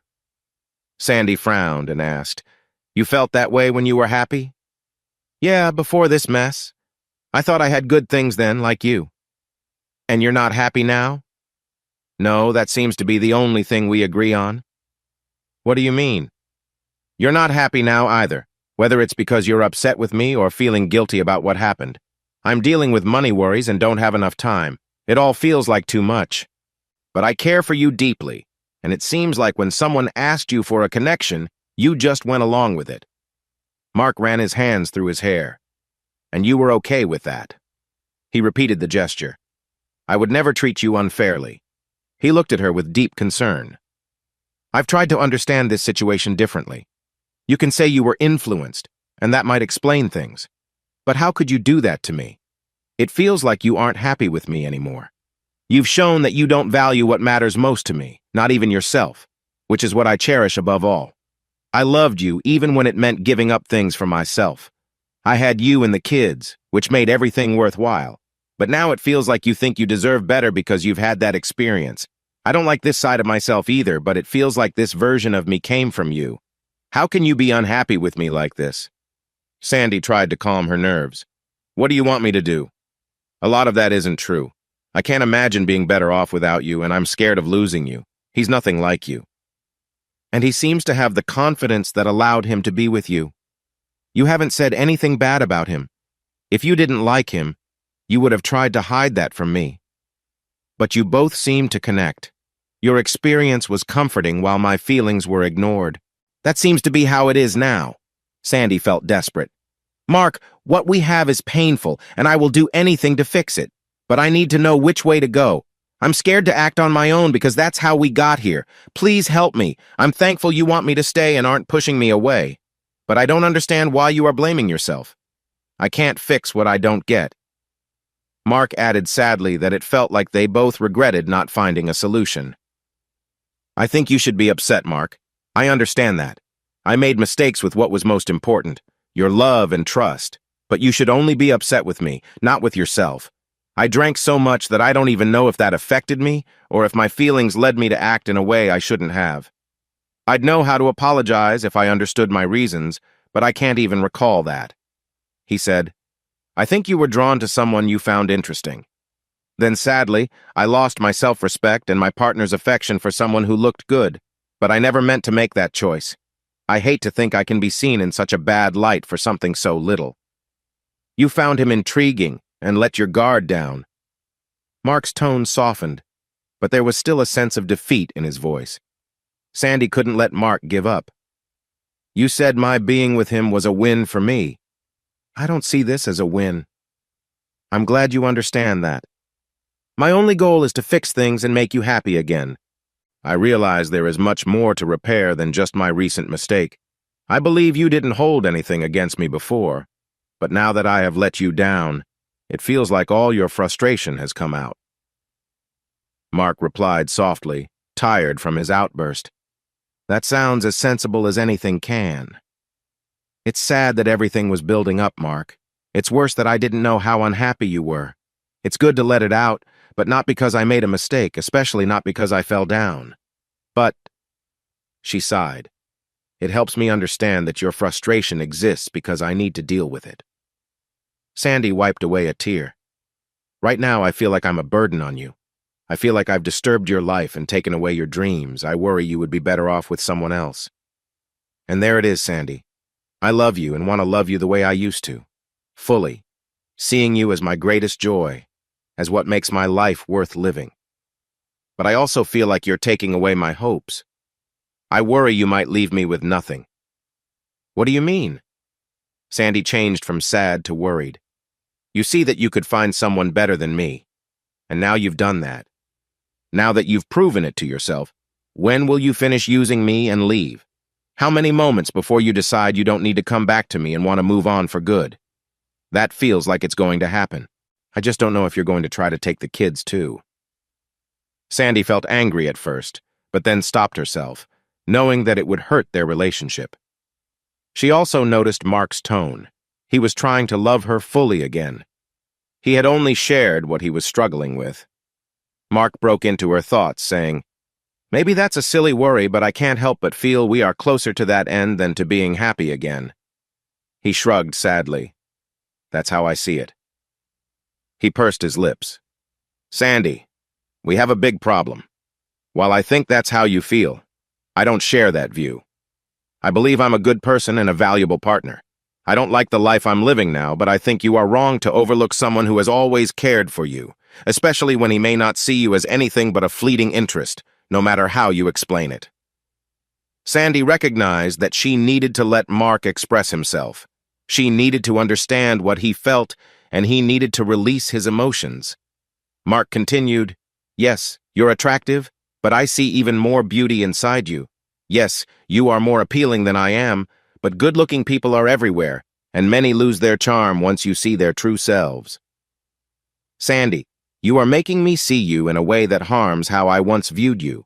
You say you don't know how to make things better and want me to tell you. I don't know what to say except that I never thought you would, and I never wanted you to, make yourself seem so unappealing to me. While it might not seem fair, you say that in tough situations like ours, the final judgment is mine. That may be true, but I can't guide you on how to earn a good judgment. You understood that long before your party, but still chose to ignore it. Mark shook his head. No, you created this situation, and I've had to deal with it, even the tough feelings it has caused. It's up to you to make it better, Sandy. Saying you want to, while putting the responsibility on me, is an old song that won't play anymore. I want you to succeed. But right now, I can't think of how you can earn back my trust after the path you chose made me doubt you. I want to be happy again. My heart and mind are telling me, if she loves you, she will find a way to show it. So Sandy, if you love me, show me. Mark stood up, turned, and walked out of the room. Sandy was left speechless and scared, feeling like the worst person ever. Mark was heartbroken. He had finally opened up about his true feelings. She felt like she had hurt the best person she had ever met. She regretted her choices. For a brief moment, She wished she had never met Mark and never had the kids, thinking it would be better for their lives. But then she snapped back to reality, realizing she was in a tough situation, thinking, "No, my family is the biggest gift in my life. Even if he never believes I love him, I must find a way to make Mark happy again." Sandy struggled with feelings of anger and disappointment in herself. She knew she hadn't meant to harm her family, but she had made choices that caused misunderstandings. Her husband was hurt, and their marriage was facing big challenges. She worried about the effect on their children. It was hard to keep a happy face when she felt so torn inside. Thankfully, Mark saw through her act, and they talked about their feelings. They became friends again, sharing their struggles and standing together as they faced a tough time. Both wanted to return to better days, but they felt the weight of their current issues. As the weeks went by, Sandy worried about what lay ahead. She didn't think Mark would leave, but she felt uncertain. The kids sensed the tension and discomfort between their parents, even with the love that was still there. One morning, after Mark left for work, there was an awkward silence before the kids went to school. Sandy was deep in thought when she noticed her children looking at her with concern. Their oldest son spoke up. "Mom, we know something is wrong. We want to help." His siblings nodded in agreement. Overwhelmed, Sandy hugged them tightly. "I love you, kids. We're working through things together. I made mistakes and disappointed your father. It's my fault, so please don't blame him. He's trying really hard." She added, "I've been thinking about my choices and know I need to do better." "Can we help?" her son asked. "You've always been great," she replied. "I just didn't want to share the problems your father and I are facing. We love each other deeply, even if things are tough right now." They nodded slowly, having noticed changes in their father's behavior. Sandy sighed, admitting, "I made choices that affected all of us. When your great-grandfather passed away, his estate went to your father and uncle. Your father wanted the family lake house." "You're right. Dad talks about it," the youngest said, excited about the memories. Sandy continued, "I didn't fully understand how important it was to him.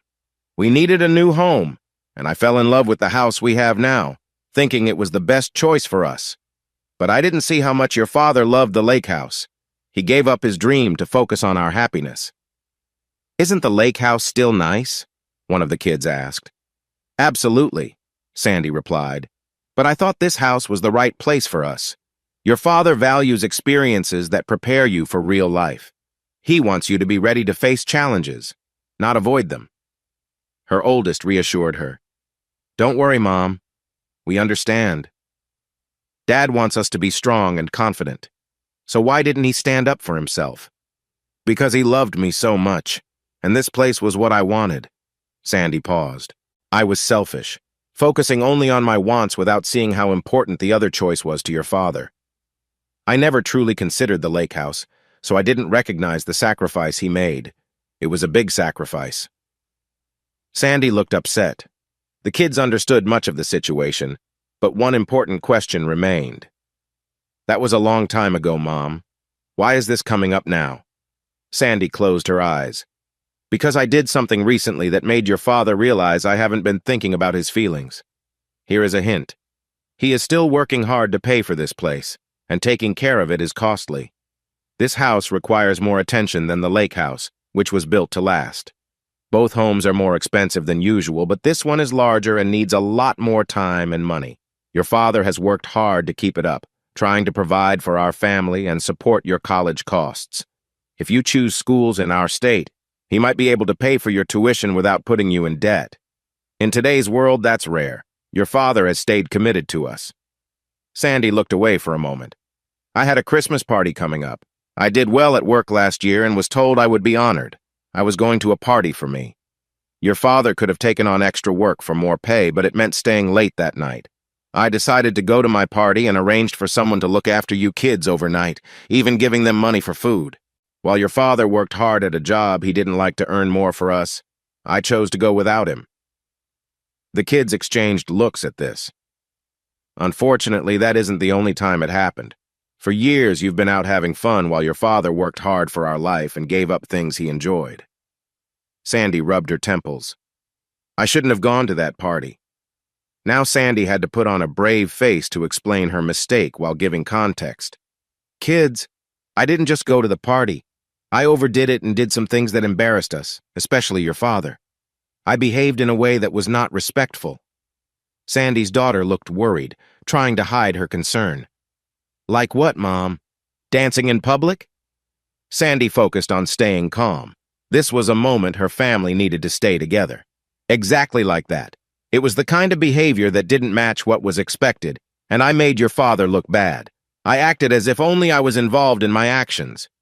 I disrespected you kids too without meaning to, and no one forced me to act that way. I received recognition and was celebrated, thinking it would make your father happy, but I failed to think about his feelings, which was the main problem. Sandy was quiet for a moment. I was out enjoying myself while your father worked hard for us. I was having a good time while your father struggled. That was not right. But I also went too far. Sandy paused, lost in troubling thoughts. Because I drank too much. I chose to stay over instead of coming home.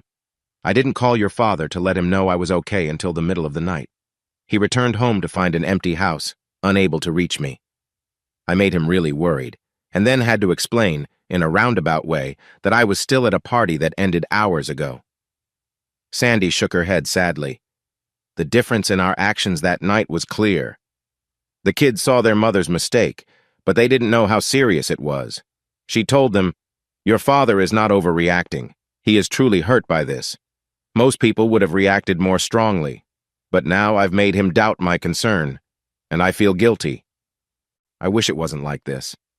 It was an unintentional mistake, but I got caught up in behavior that I regret, which hurt the man I love. I want to make him happy again."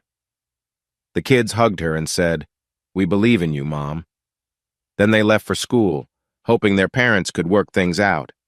The boys seemed hopeful that their parents would make up, while their sister felt uneasy. She worried that her mother might have done more than she let on, thinking that her mom wouldn't be this concerned if it was just a little mischief at a party. Sandy watched the kids leave and hurried to work, thinking the whole way there. She wished she hadn't made those choices. She felt uneasy. If she had been more careful and avoided her mistakes, she wouldn't have realized how unhappy her husband was. The whole situation was tough, but so was her failure to see his sadness. Hurting Mark to pursue her education didn't feel right either. As she questioned herself, she considered confessing. If she didn't tell him, he would notice her change in behavior. If he found out she was hiding things, it would shatter his trust. Her honesty may be why he was still trying to appear normal, wanting to feel like they were at least working together to keep things stable for the kids. Her children were still young, but they could figure out what had happened. Sandy hoped she had given them enough information to satisfy their curiosity. She wished they would focus on helping the family rather than on what had caused the trouble. Sandy's family was the most important thing in her life. How could she show them her loyalty when her actions seemed to say the opposite? Sandy hoped her kids didn't feel betrayed. She prayed that with their support, Mark could trust her again. Mark's struggles were different. He had to decide whether to stay in this life with her. While he could leave, he also couldn't manage his current life without her. Would he stay just for the kids, postponing real change for a better future? Maybe Mark wanted to keep her, but not the life they had together. That idea struck her, but she was too tired to think it through right now. With something to think about, she fell back into deep thought. Sandy knew she had made her husband very unhappy. She began to worry that Mark would be happier with someone else. That fear grew stronger. One night that week, after the kids were asleep, Sandy saw Mark deep in thought, trying to figure things out. Leaving her seemed easy for him, so he was looking for any way to find clarity. She didn't interrupt him or let him know she noticed. Sandy found herself spending more time in prayer. She knew what she wanted and realized Mark wanted some things too. They were in the same situation, both trying hard to keep their life from falling apart. They knew where they wanted to go, but they had no idea how to get there. Their relationship had become complicated. They talked more, but the tension between them was growing. Midweek, Mark seemed very serious and down. Sandy stayed close, giving him space but being ready to listen if he wanted to talk. She followed him upstairs when it was time for bed, making sure he knew she was there for him. As he got ready for a shower, he finally said, I think I've figured out some of the problems I'm facing. That's great. How can I help? What can I do? Sandy replied. I hoped you would say that. Can you trust me to handle it my way? He asked. Of course. You know yourself best. I really want to help. Just tell me what you need. Mark thought for a moment, then said, Sandy, you didn't have to tell me about what happened. You could have just said you had a drink and needed to stay over. Why did you decide to be honest with me? Mark's tone was calm, not angry. He expected Sandy to take his question and run with it, but wanted to see how she would respond without guidance. Sandy, having chosen to be honest and accept whatever Mark might think, answered quickly. Seeing that he was open to her response, she said, I couldn't keep it to myself, Mark. We have a strong bond. I made a mistake and I felt I needed to tell you. Keeping it secret would have been disrespectful. My intention was never to hurt you. I care about you more than anyone. I didn't want to put this burden on you, but I believed being open was the right choice. I know it's hard, but after making so many mistakes, I needed to do the right thing wherever I could. Mark nodded, seeming to understand. Sandy continued. I hated realizing what I had done. It was never about wanting a connection with anyone else. It was about my own confusion. It wasn't about being selfish. I was lost and only thinking of myself. When I finally understood what happened, I felt a strong need to get back to you. I found myself in a hard place, and you were the first person I thought of for help. You know me well. You are my best friend, and there's no one else I'd turn to in a moment of need. Are there any other reasons, Sandy? Mark asked, his tone steady. Yes, she said. I felt weak. I trust your judgment more than my own, especially when I'm unsure, and I needed your strength more than ever. Mark grunted softly, understanding her point. He felt a heavy weight lift from him, finally believing that Sandy respected him despite everything that had happened. Running his hands through his hair, he breathed deeply, saying, That was a big hurdle.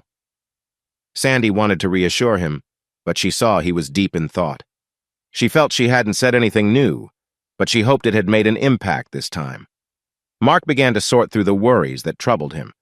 Each time he dealt with one issue, another seemed to appear, stressing him out. The concern about respect weighed heavily on him, threatening their relationship. Even if other problems were less serious, they still bothered him. As Mark worked through one major concern, he began to see the others more clearly. Did Sandy find him less appealing? Mark realized that Sandy had been trying to be there for him. The real issue was how he was seeing things. He thought about how Sandy had helped him through tough times. She had called him late at night to talk about a problem and come up with a plan. But he couldn't help wondering if she wanted to be with someone else. Did she still want to be with him? It was only natural to ask these questions after what had happened. Sandy didn't mean to trick him. She was shocked by her own actions. She had woken up feeling awful about what transpired. Everything she did afterward showed that she cared for him and respected their relationship. She wanted to make things right and was eager to keep their bond strong. She had put his feelings before hers, showing deep respect for him. Mark understood that Sandy felt very bad about the situation, and that he had a big part in figuring out how to move forward. It was still hard for him to confront. He wondered how to heal from the pain. She had made a mistake, but he found it difficult to understand completely. Was it possible for mistakes to vary in seriousness? He used to think that being unfaithful was a clear issue, but now he saw it was more complicated than he thought. Mark sat down heavily on the edge of the bed and said, This is really up to me, isn't it? Since your mistake, you've shown you care. You're the person I want, but I'm feeling unsure about things I used to be clear about. He raised his hand. I know I can trust what I feel. I just need to connect those feelings to my heart, and I'm not sure how. He met Sandy's gaze. But now I see that this is real. Sandy gasped. You're trying hard to keep us together. Mark nodded. That's a good way to say it. This is tough, Mark, Sandy responded, wishing he wouldn't judge her past actions so harshly. Mark was still focused on the hard work ahead. Having just broken through one barrier, he found another to tackle. He wanted to make real progress and not let his fears get in the way. He asked Sandy, How can I do this? How can I really move forward? I want to resolve this uncertainty. I want to connect with you, but it feels impossible. I've gained some clarity, but I feel lost. This was the moment Sandy had been waiting for. She wanted to show how much she cared in a sincere way, hoping to mend their relationship without overthinking it. She looked up at him. Mark's face showed both concern and frustration. Good. He was feeling something. He gently touched her face. She struggled to find the right words, but managed to say, "I know you care about me. Don't hold back. Share how you feel with me. I understand that you need to express what's in your heart." Sandy sensed the turmoil in Mark's expression. Was he really keeping so much inside for her? She cared for him deeply. With strong emotions bubbling up, she told him, "I love you. I love you." Her voice wavered as feelings overwhelmed her. The next morning was better. Mark was more affectionate, though his eyes still showed some pain. Sandy appreciated the warmth but felt like those troubled eyes were always on her. She knew it was time to address things directly. "Mark, I don't want to lose this connection. I can sense that things are better, even if not fully healed. Have we really made progress?"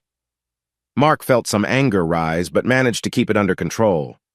He was surprised by how easily he could handle it compared to before. "Definitely," he said, his eyebrows lifting in happy surprise. "But it's not all better yet. Sandy, this whole thing has taken time for me. To be honest, the only quick change was your realization about being with someone else. My efforts to put things back together are much harder than your throwing the vase on the floor." Although Mark wasn't scolding her, the moment felt off. He was deep in thought again, but at least he was sharing it with her. "I'm sorry, but I still have more to do," he said. "I can feel there's one last step I need to take, but I can't figure out what it is." He added with a hint of optimism, "I've made a lot of progress. I can tell one of those heavy feelings around me is gone, and I can breathe better than I could yesterday." Sandy was surprised by the depth of what he had been going through. "We both need to work on this, Mark. We can't forget about the kids either." Sandy replied, "But it feels like we're still holding back from each other." Mark reached out and gently put his hand on her shoulder, drawing her a bit closer.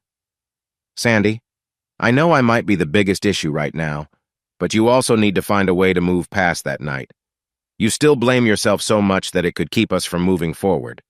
It's why you think I would be angry instead of just missing the love and trust we had. You seem to believe that if I forgive you, it will make you feel better. I'm not sure if that's true." Sandy looked shocked.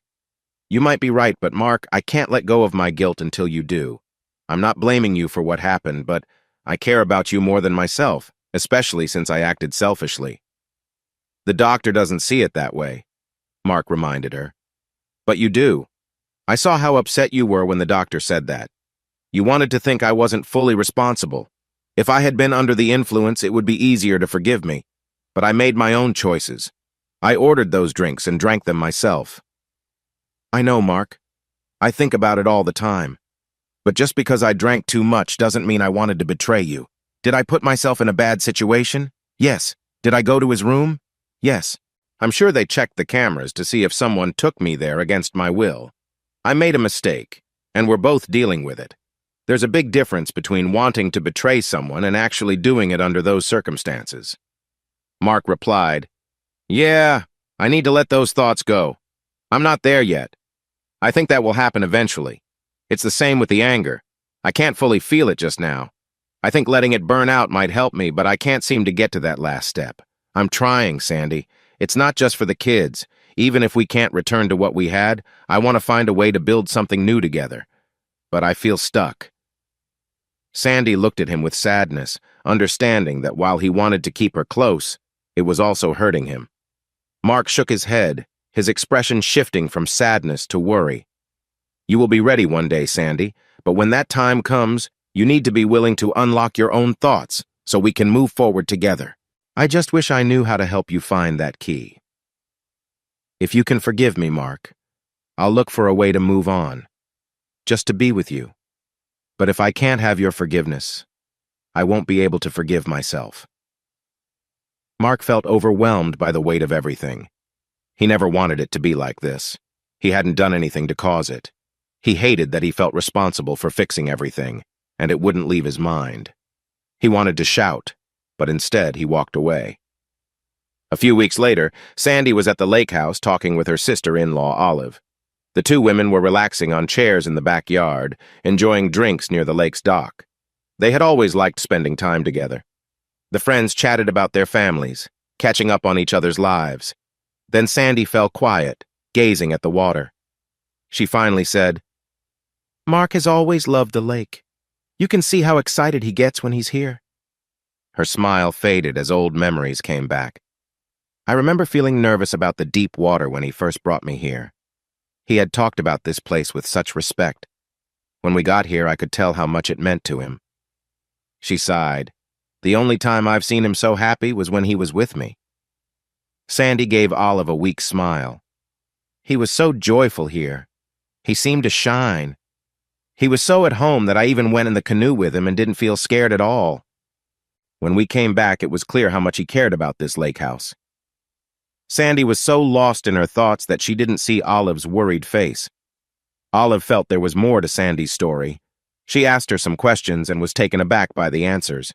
Before asking for details, she summarized, "So you're saying Mark feels like something is missing in his life, but you feel whole because of him. I believe he feels the same about you." Olive reassured her. Sandy replied, still distracted, "The lake means a lot to Mark. Having a nice place here matters to him. He would be happy with a home here, but his grandfather's house holds special memories too. Beyond his family, this lake is what he loves most." Olive noticed how troubled Sandy looked. "The lake is peaceful, Sandy, but it doesn't give back that love. You and the kids do. You mentioned he's never complained about not having a place here. Mark is practical and reliable.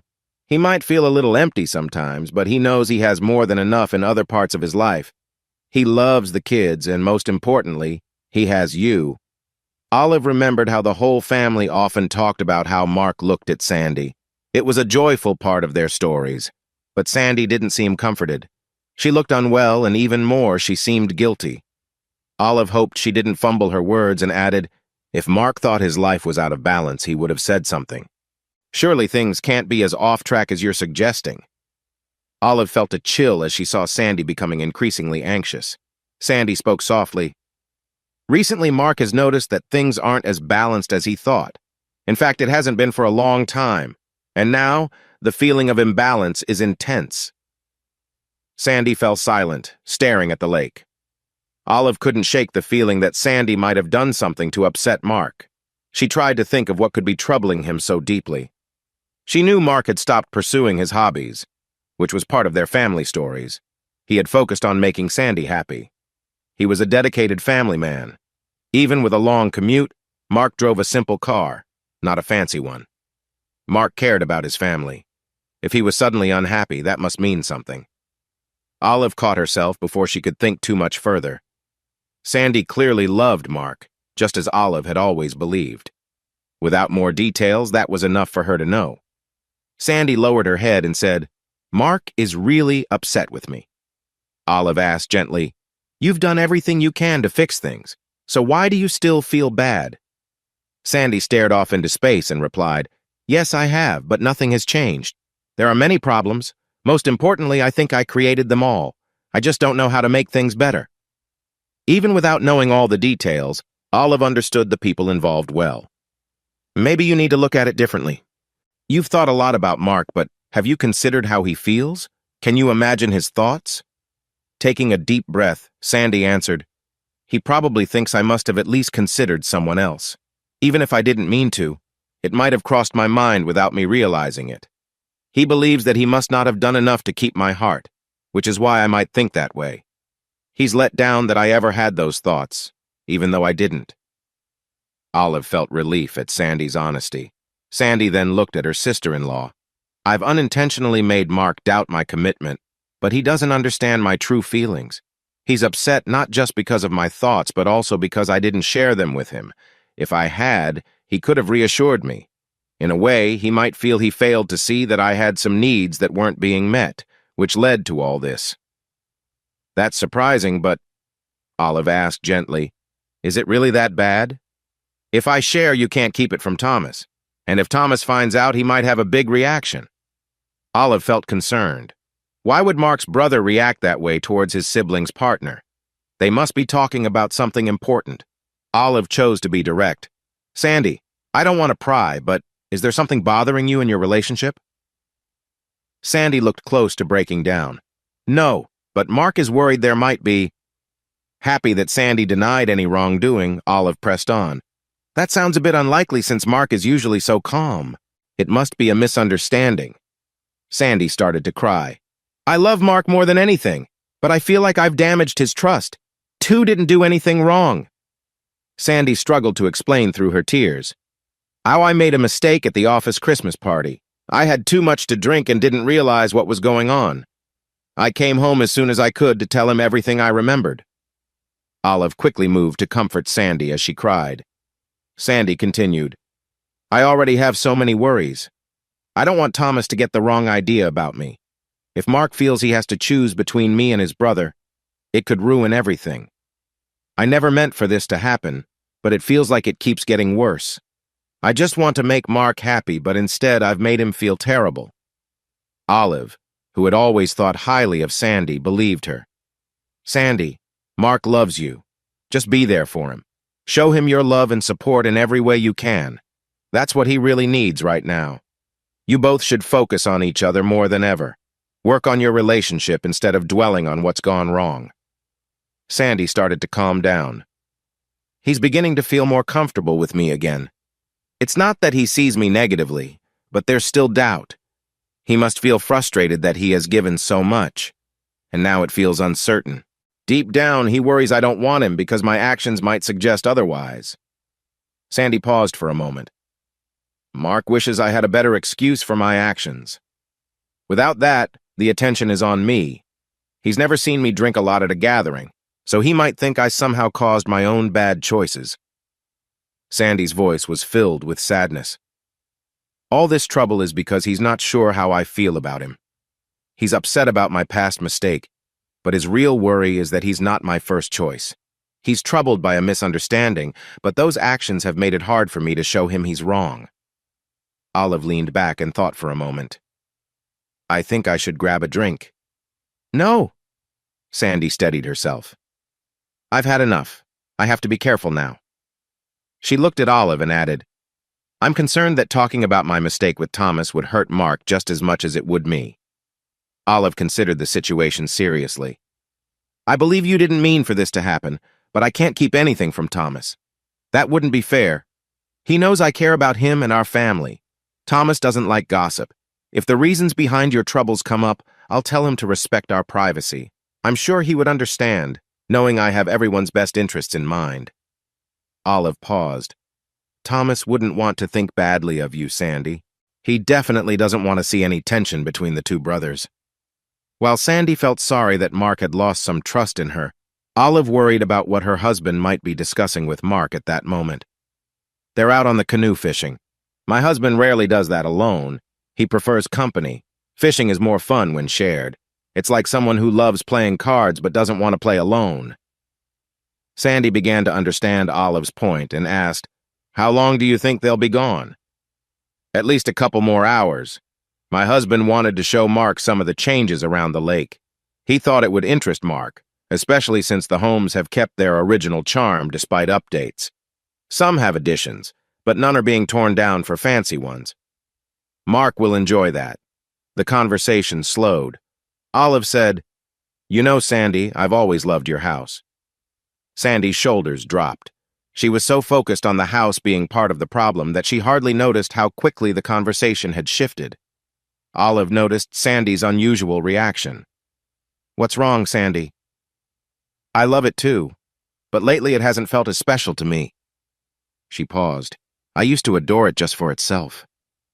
But Mark working so hard to get and keep that house for me is what matters most about it. Sandy wiped her eyes, looking back past Olive to the old single-story lake house. This place is lovely. Why didn't I appreciate it more? Olive turned to her friend. I'm not the kind of person to envy, but I really like your house. Surprised, Sandy asked why. She was even more surprised by how quickly and easily Olive answered. It was clear Olive had thought about this a lot. Olive's reasons came out quickly. Most were the same as Sandy's, but there were others too. The main reason was straightforward. The kids would be closer to shopping and school. They have friends nearer to town, too. Sandy, feeling drawn in, shared what her kids would miss if they didn't grow up on the lake. Olive nodded, saying, "They have all that opportunity now, but don't seem to use it. Honestly, I'm a bit worried the boys will start to. It's a big, rough lake. Kids think they're invincible. If they fall off a bike, they might break an arm and be fine in 6 weeks when the cast comes off. But messing up on a lake is much more serious." Sandy nodded sadly. "That's what I thought. To be honest, I fear I made a mistake then. When Mark's grandfather passed away, he wanted the family lake house. At that time, it seemed better for them, since they were just starting out, and I wanted the house where we live now. We had the money for our place, and you got the lake house. Maybe things would have turned out differently if I hadn't pushed so much for what I wanted." Olive thought again about Mark's talk with his brother by the lake. "Sandy, I have an idea. Let me explain."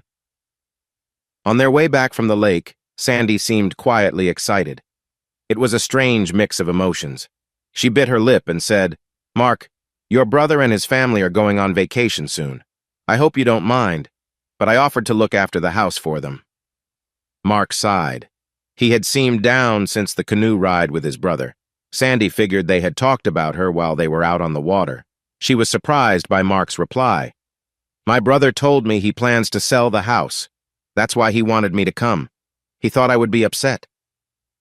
Sandy felt relieved knowing that Mark hadn't shared her past issues with Thomas, but she needed to focus on Mark now. "Why did he think you would be mad?" "He knows I love that place." Feeling a bit more at ease, Sandy tried to sound normal. "Olive mentioned that too. That's why I think it would be good for us to spend the week there. You can have one last visit with your brother's house to remember what made it special. You can revisit those memories." Sandy watched as Mark slowly nodded, gripping the steering wheel tightly in frustration. "I know you don't like the idea of losing something you care about, but wouldn't it be nice to stay there for a week? You don't have to think of it as final. Just enjoy it while you can." He nodded again and said, "Yeah, you're right." He meant it. So did Sandy. "But you're feeling sad. You've had a lot of disappointments lately. I'm sorry, Mark." Mark felt particularly troubled the next week.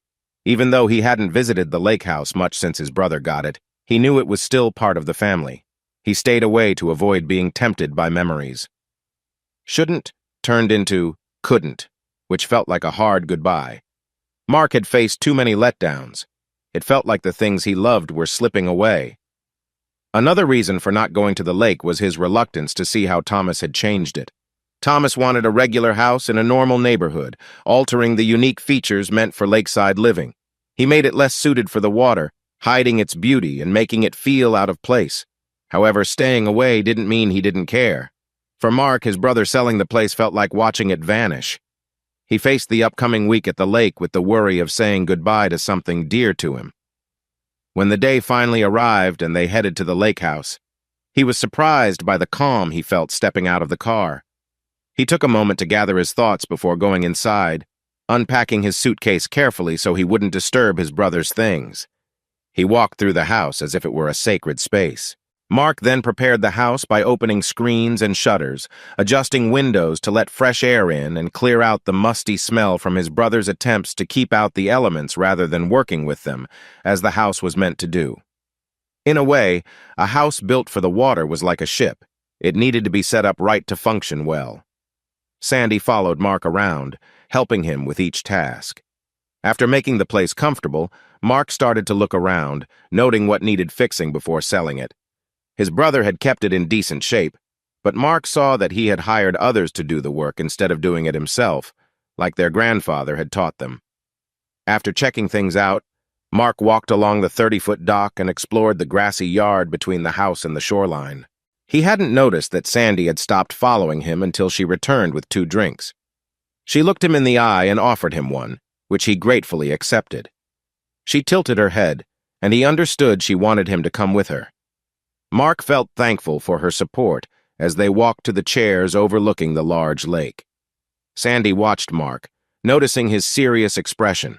He was dealing with the weight of his decisions and how his life had changed. She realized he had chosen to focus on caring for his family instead of the life he had once dreamed of. In return, he had built a close-knit family and valued relationships, but now he seemed troubled by the loss of the path he might have taken. He was also worried about how fast the kids were growing up, and his feelings about his wife's choices. Life felt unfair to him, and while he was ready to fight, the struggles seemed too much.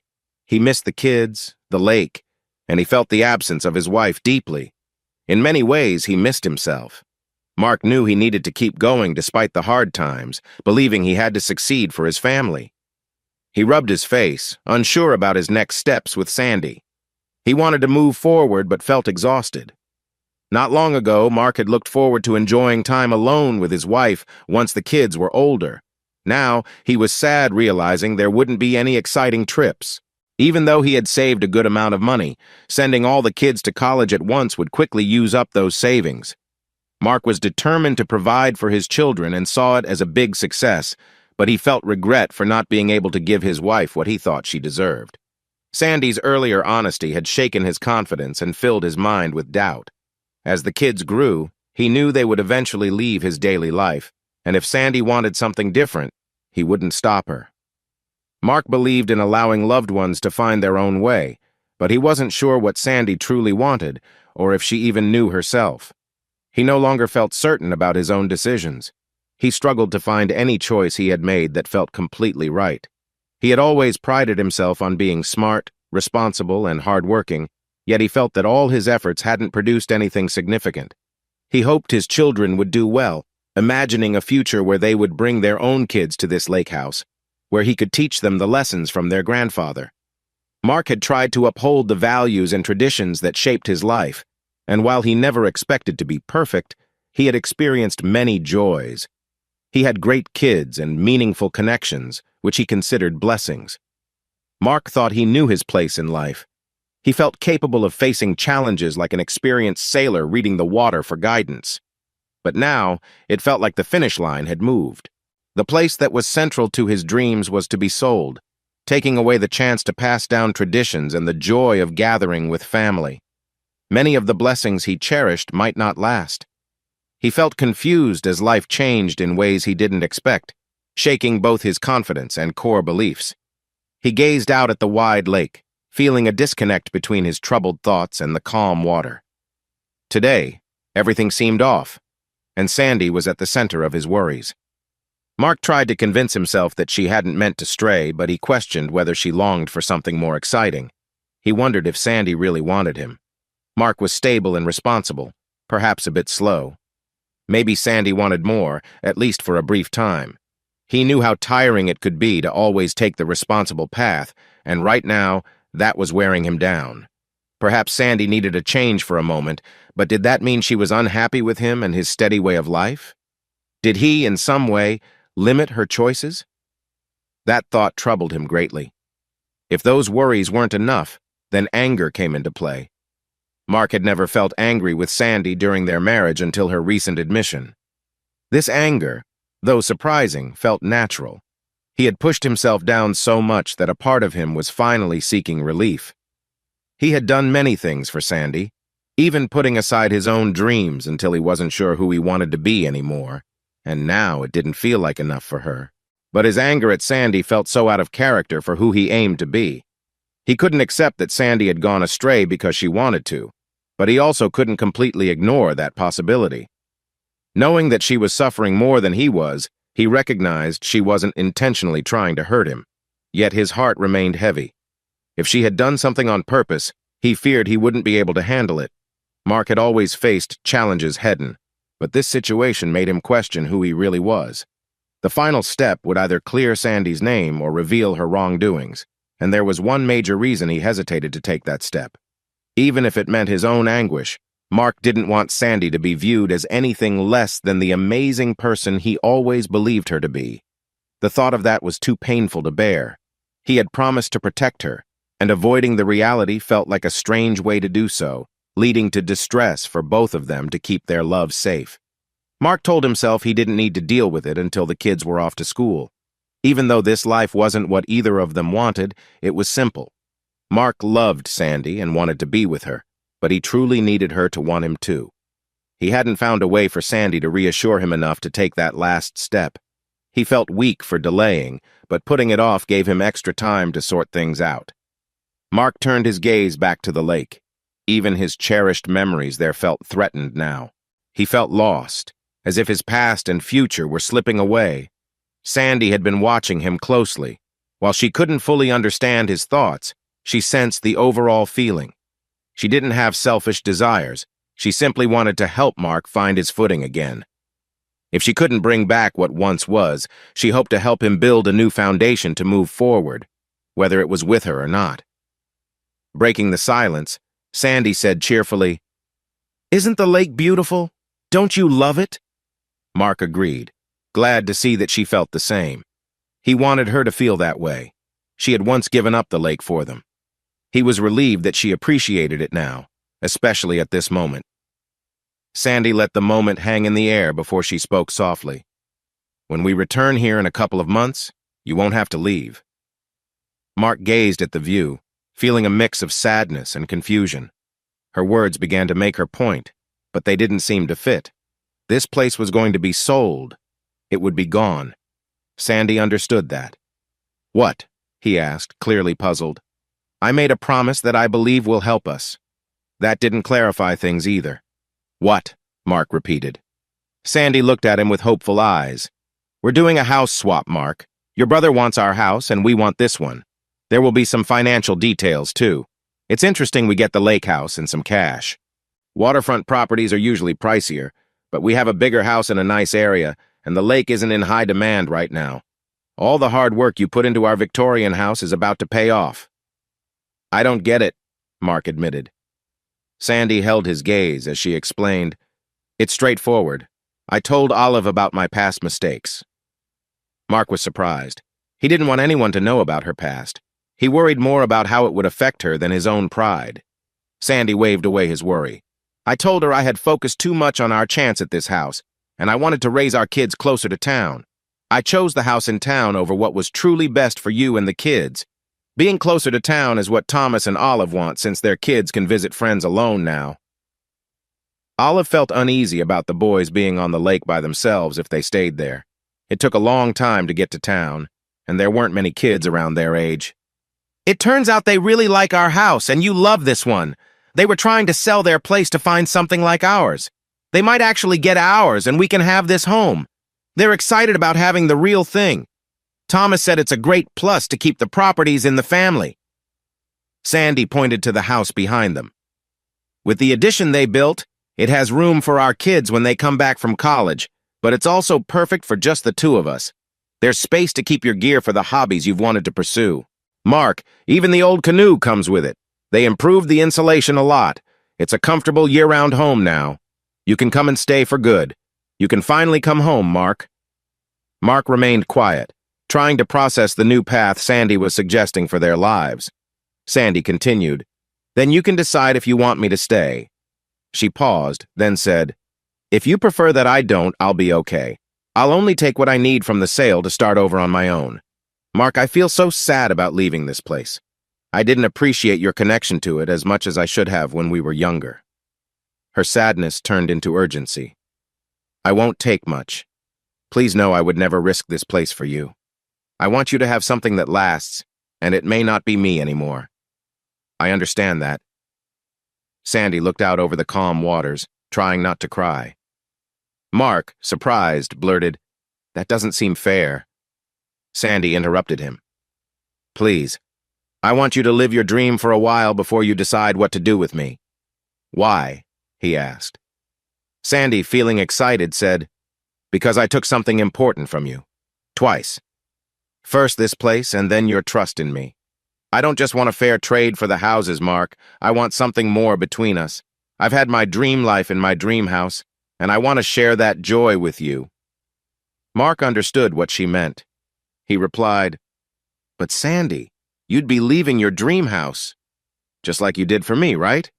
I'm amazed I have the chance to make things right. Everything came together just perfectly. It feels like magic. Mark, owning a vacation home is a dream for many. If I get to stay in one full time with you, I'll be the happiest person alive. It's just a move from one beautiful place to another. I'd still be in paradise.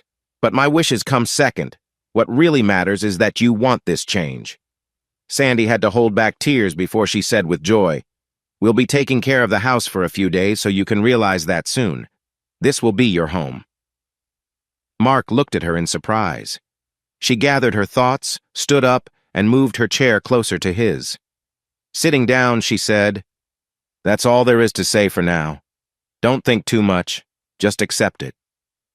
She lifted her drink, tapped it against his glass, and leaned into him as they admired the lake. She felt happy to have shifted his feelings in a positive way. Mark sat quietly, reflecting on what Sandy had said. She was ready to start fresh on her own so he could have a place that gave him strength. That was a selfless act, showing how much she cared. Mark challenged himself. "That's your partner, the one you promised to support no matter what. How long will you keep her in a tough spot? You don't want her there but can't overcome your own problems to help. What will you do? Especially now that what's at stake is helping Sandy instead of focusing on yourself?" The next morning, Sandy woke to find Mark already up. She went to the kitchen, and when she didn't see him, she figured a cup of coffee would help start her day. Feeling warm and cheerful, she waited for the machine to brew. Once she poured herself a cup, she added cream and sugar. Glancing outside, she saw Mark at the end of the dock, looking out at the lake. Her heart raced as she noticed how relaxed he seemed. He looked more sure of himself, yet something felt off. Minutes later, wearing a robe, Sandy walked from the house to the dock, carrying 2 cups of coffee. Mark turned to her as he heard the dock creaking under her steps, happy to see her. She was about to kneel to set the coffees down when she noticed Mark looking at her with a pleased expression. She smiled widely and walked to him, feeling joyful to share this moment. "I brought you something I hope you like," Sandy said, showing him the coffee, hoping he felt the same about her. Picking up on the atmosphere, he smiled and replied, "I like it very much, and I'd love that coffee too." Mark took his cup and pulled her into a warm hug. Sandy felt a bit shy from the closeness, but she quickly realized he had turned them both to watch the lovely morning over the calm lake. She was tucked under his arm, feeling refreshed by the moment and the view. "It feels amazing, Sandy," Mark said, genuinely excited. She knew he meant that the lake house would soon be his. She replied, "That's fair, Mark. I've given you some challenges too. You've faced those challenges too, Sandy." She nodded and leaned against him. Mark pulled her in closer. "I want you to feel this excitement as well, Sandy. It's life-changing. This place is special to me, but your choice to give up your dream home for mine has helped me take the final step in a tough journey. I've been looking for a new beginning after facing those hard times. Now I feel refreshed." Sandy looked up at her husband, hoping to see his feelings mirrored in his eyes. Mark continued to gaze at the lake. "Even though you asked me to wait, there's no need to. I've already decided what I want to do with the old place." Sandy, who loved to decorate, felt a wave of excitement at his words. "What are your plans for the lake house, Mark?" "To grow old there, with you." Sandy quickly turned to see if Mark meant what he said. It was true. Before she could think more about it, Mark wrapped his arms around her in a warm hug that caught them both off guard. As she noticed their coffee cups tipping over into the water, Sandy realized just how connected they were in that moment.